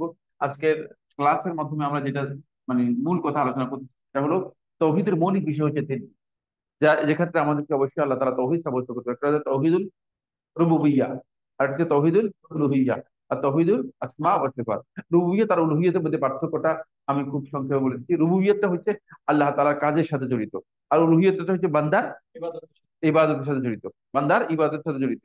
রুবুবিয়ত হচ্ছে আল্লাহর কাজের সাথে জড়িত, আর রুবুবিয়তটা হচ্ছে কি, বান্দার ইবাদতের সাথে জড়িত। রুবুবিয়ত যখন আল্লাহর দিকে কখনো কিছু কিছু কাজ আছে যেগুলো কখনো কখনো আল্লাহর দিকে সম্পৃক্ত করলে সেটা রুবুবিয়তের সাথে জড়িত হবে, আবার বান্দার দিকে সম্পৃক্ত করলে সেটা কি হবে, উলুহিয়তের মধ্যে অন্তর্ভুক্ত হবে। যেমন হুকুম দেয়া এটা কার কাজ? আল্লাহ। আর হুকুম পালন করা এটা কার কাজ? এটা বান্দার কাজ, বান্দার কাজ। যেমন আল্লাহ রাব্বুল আলামিনের কাজের মধ্যে একটা হচ্ছে মৃত্যু দেয়া, এটা কার কাজ? আল্লাহর কাজ। কেমন? এখন কোন ব্যক্তি মারা গিয়েছেন, মারা গিয়েছেন, এটা কি কার কাজ? এটা হচ্ছে বান্দার কাজ। মৃত্যুটাকে বান্দার দিকে সম্পৃক্ত করা হয়ে থাকে, যেহেতু কাজটা বান্দার মাধ্যমে সংগঠিত হইতে, এই কারণে, আর কিছুই না। জমিন থেকে ফসল উৎপাদিত হয়, মানে এর অর্থ এই নয় যে জমিন তার ক্ষমতা রয়েছে ফসল কি করতে পারে, উৎপাদিত করতে পারে। এই কারণে মারা গিয়েছে, এই কথাটা শুদ্ধ। এটা কি অশুদ্ধ কিনা? অশুদ্ধ নয়, শুদ্ধ।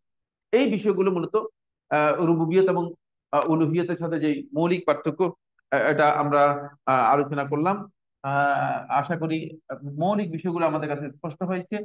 তৌহিদের এই তিনটি দিক আমি আশা করি আপনারা বিষয় বুঝতে পেরেছেন। যদি কোনো প্রশ্ন কঠিন না হলে করতে পারেন, খুব অল্প সময়ের মধ্যে আমরা যত হুম।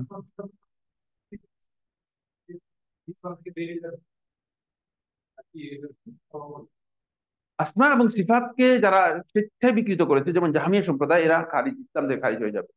যেমন মুআতাজিলা সম্প্রদায়, এরা ইসলাম থেকে খারিজ হয়ে যাবে। আশারি এবং মাতুরিদি সম্প্রদায় তাউইল করেছে। তাউইল করেছে, যদি তাউইলটা তারা শিক্ষায় বুঝে শুনে করে তাহলে এটা কুফরি। তাউইল মানে ব্যাখ্যা, অপব্যাখ্যা করা, মানে ভুল ব্যাখ্যা করা। যেমন হাতকে মানে বরকত রহমত হিসেবে, কুদরত হিসেবে, তারপরে দৃষ্টিকে আল্লাহ রাব্বুল আলামিনের দৃষ্টিকে কি করেছে, চোখকে আল্লাহ তাআলা রহমত হিসেবে দেখিয়েছে, ইত্যাদি ইত্যাদি। এটা কি? এটা যদি বুঝে শুনে করে থাকে তাহলে এটা কুফরি হবে। আর যদি না বুঝে করে থাকে তাহলে এটা ভুল হবে, না বুঝে করে এটা ভুল হবে। যেমন আমাদের দেশে প্রচুর আলেমকে দেখা যায় যে তারা এগুলো নিয়ে ভুল ব্যাখ্যা দিয়ে থাকেন, ভুল ভুল বক্তব্য দিয়ে থাকেন। আর কোনো প্রশ্ন? তাহলে যদি প্রশ্ন না থাকে আমরা আজকের জন্য এখান থেকে বিদায় নিতে পারি। আমাদের একটু কাজ আছে, জি।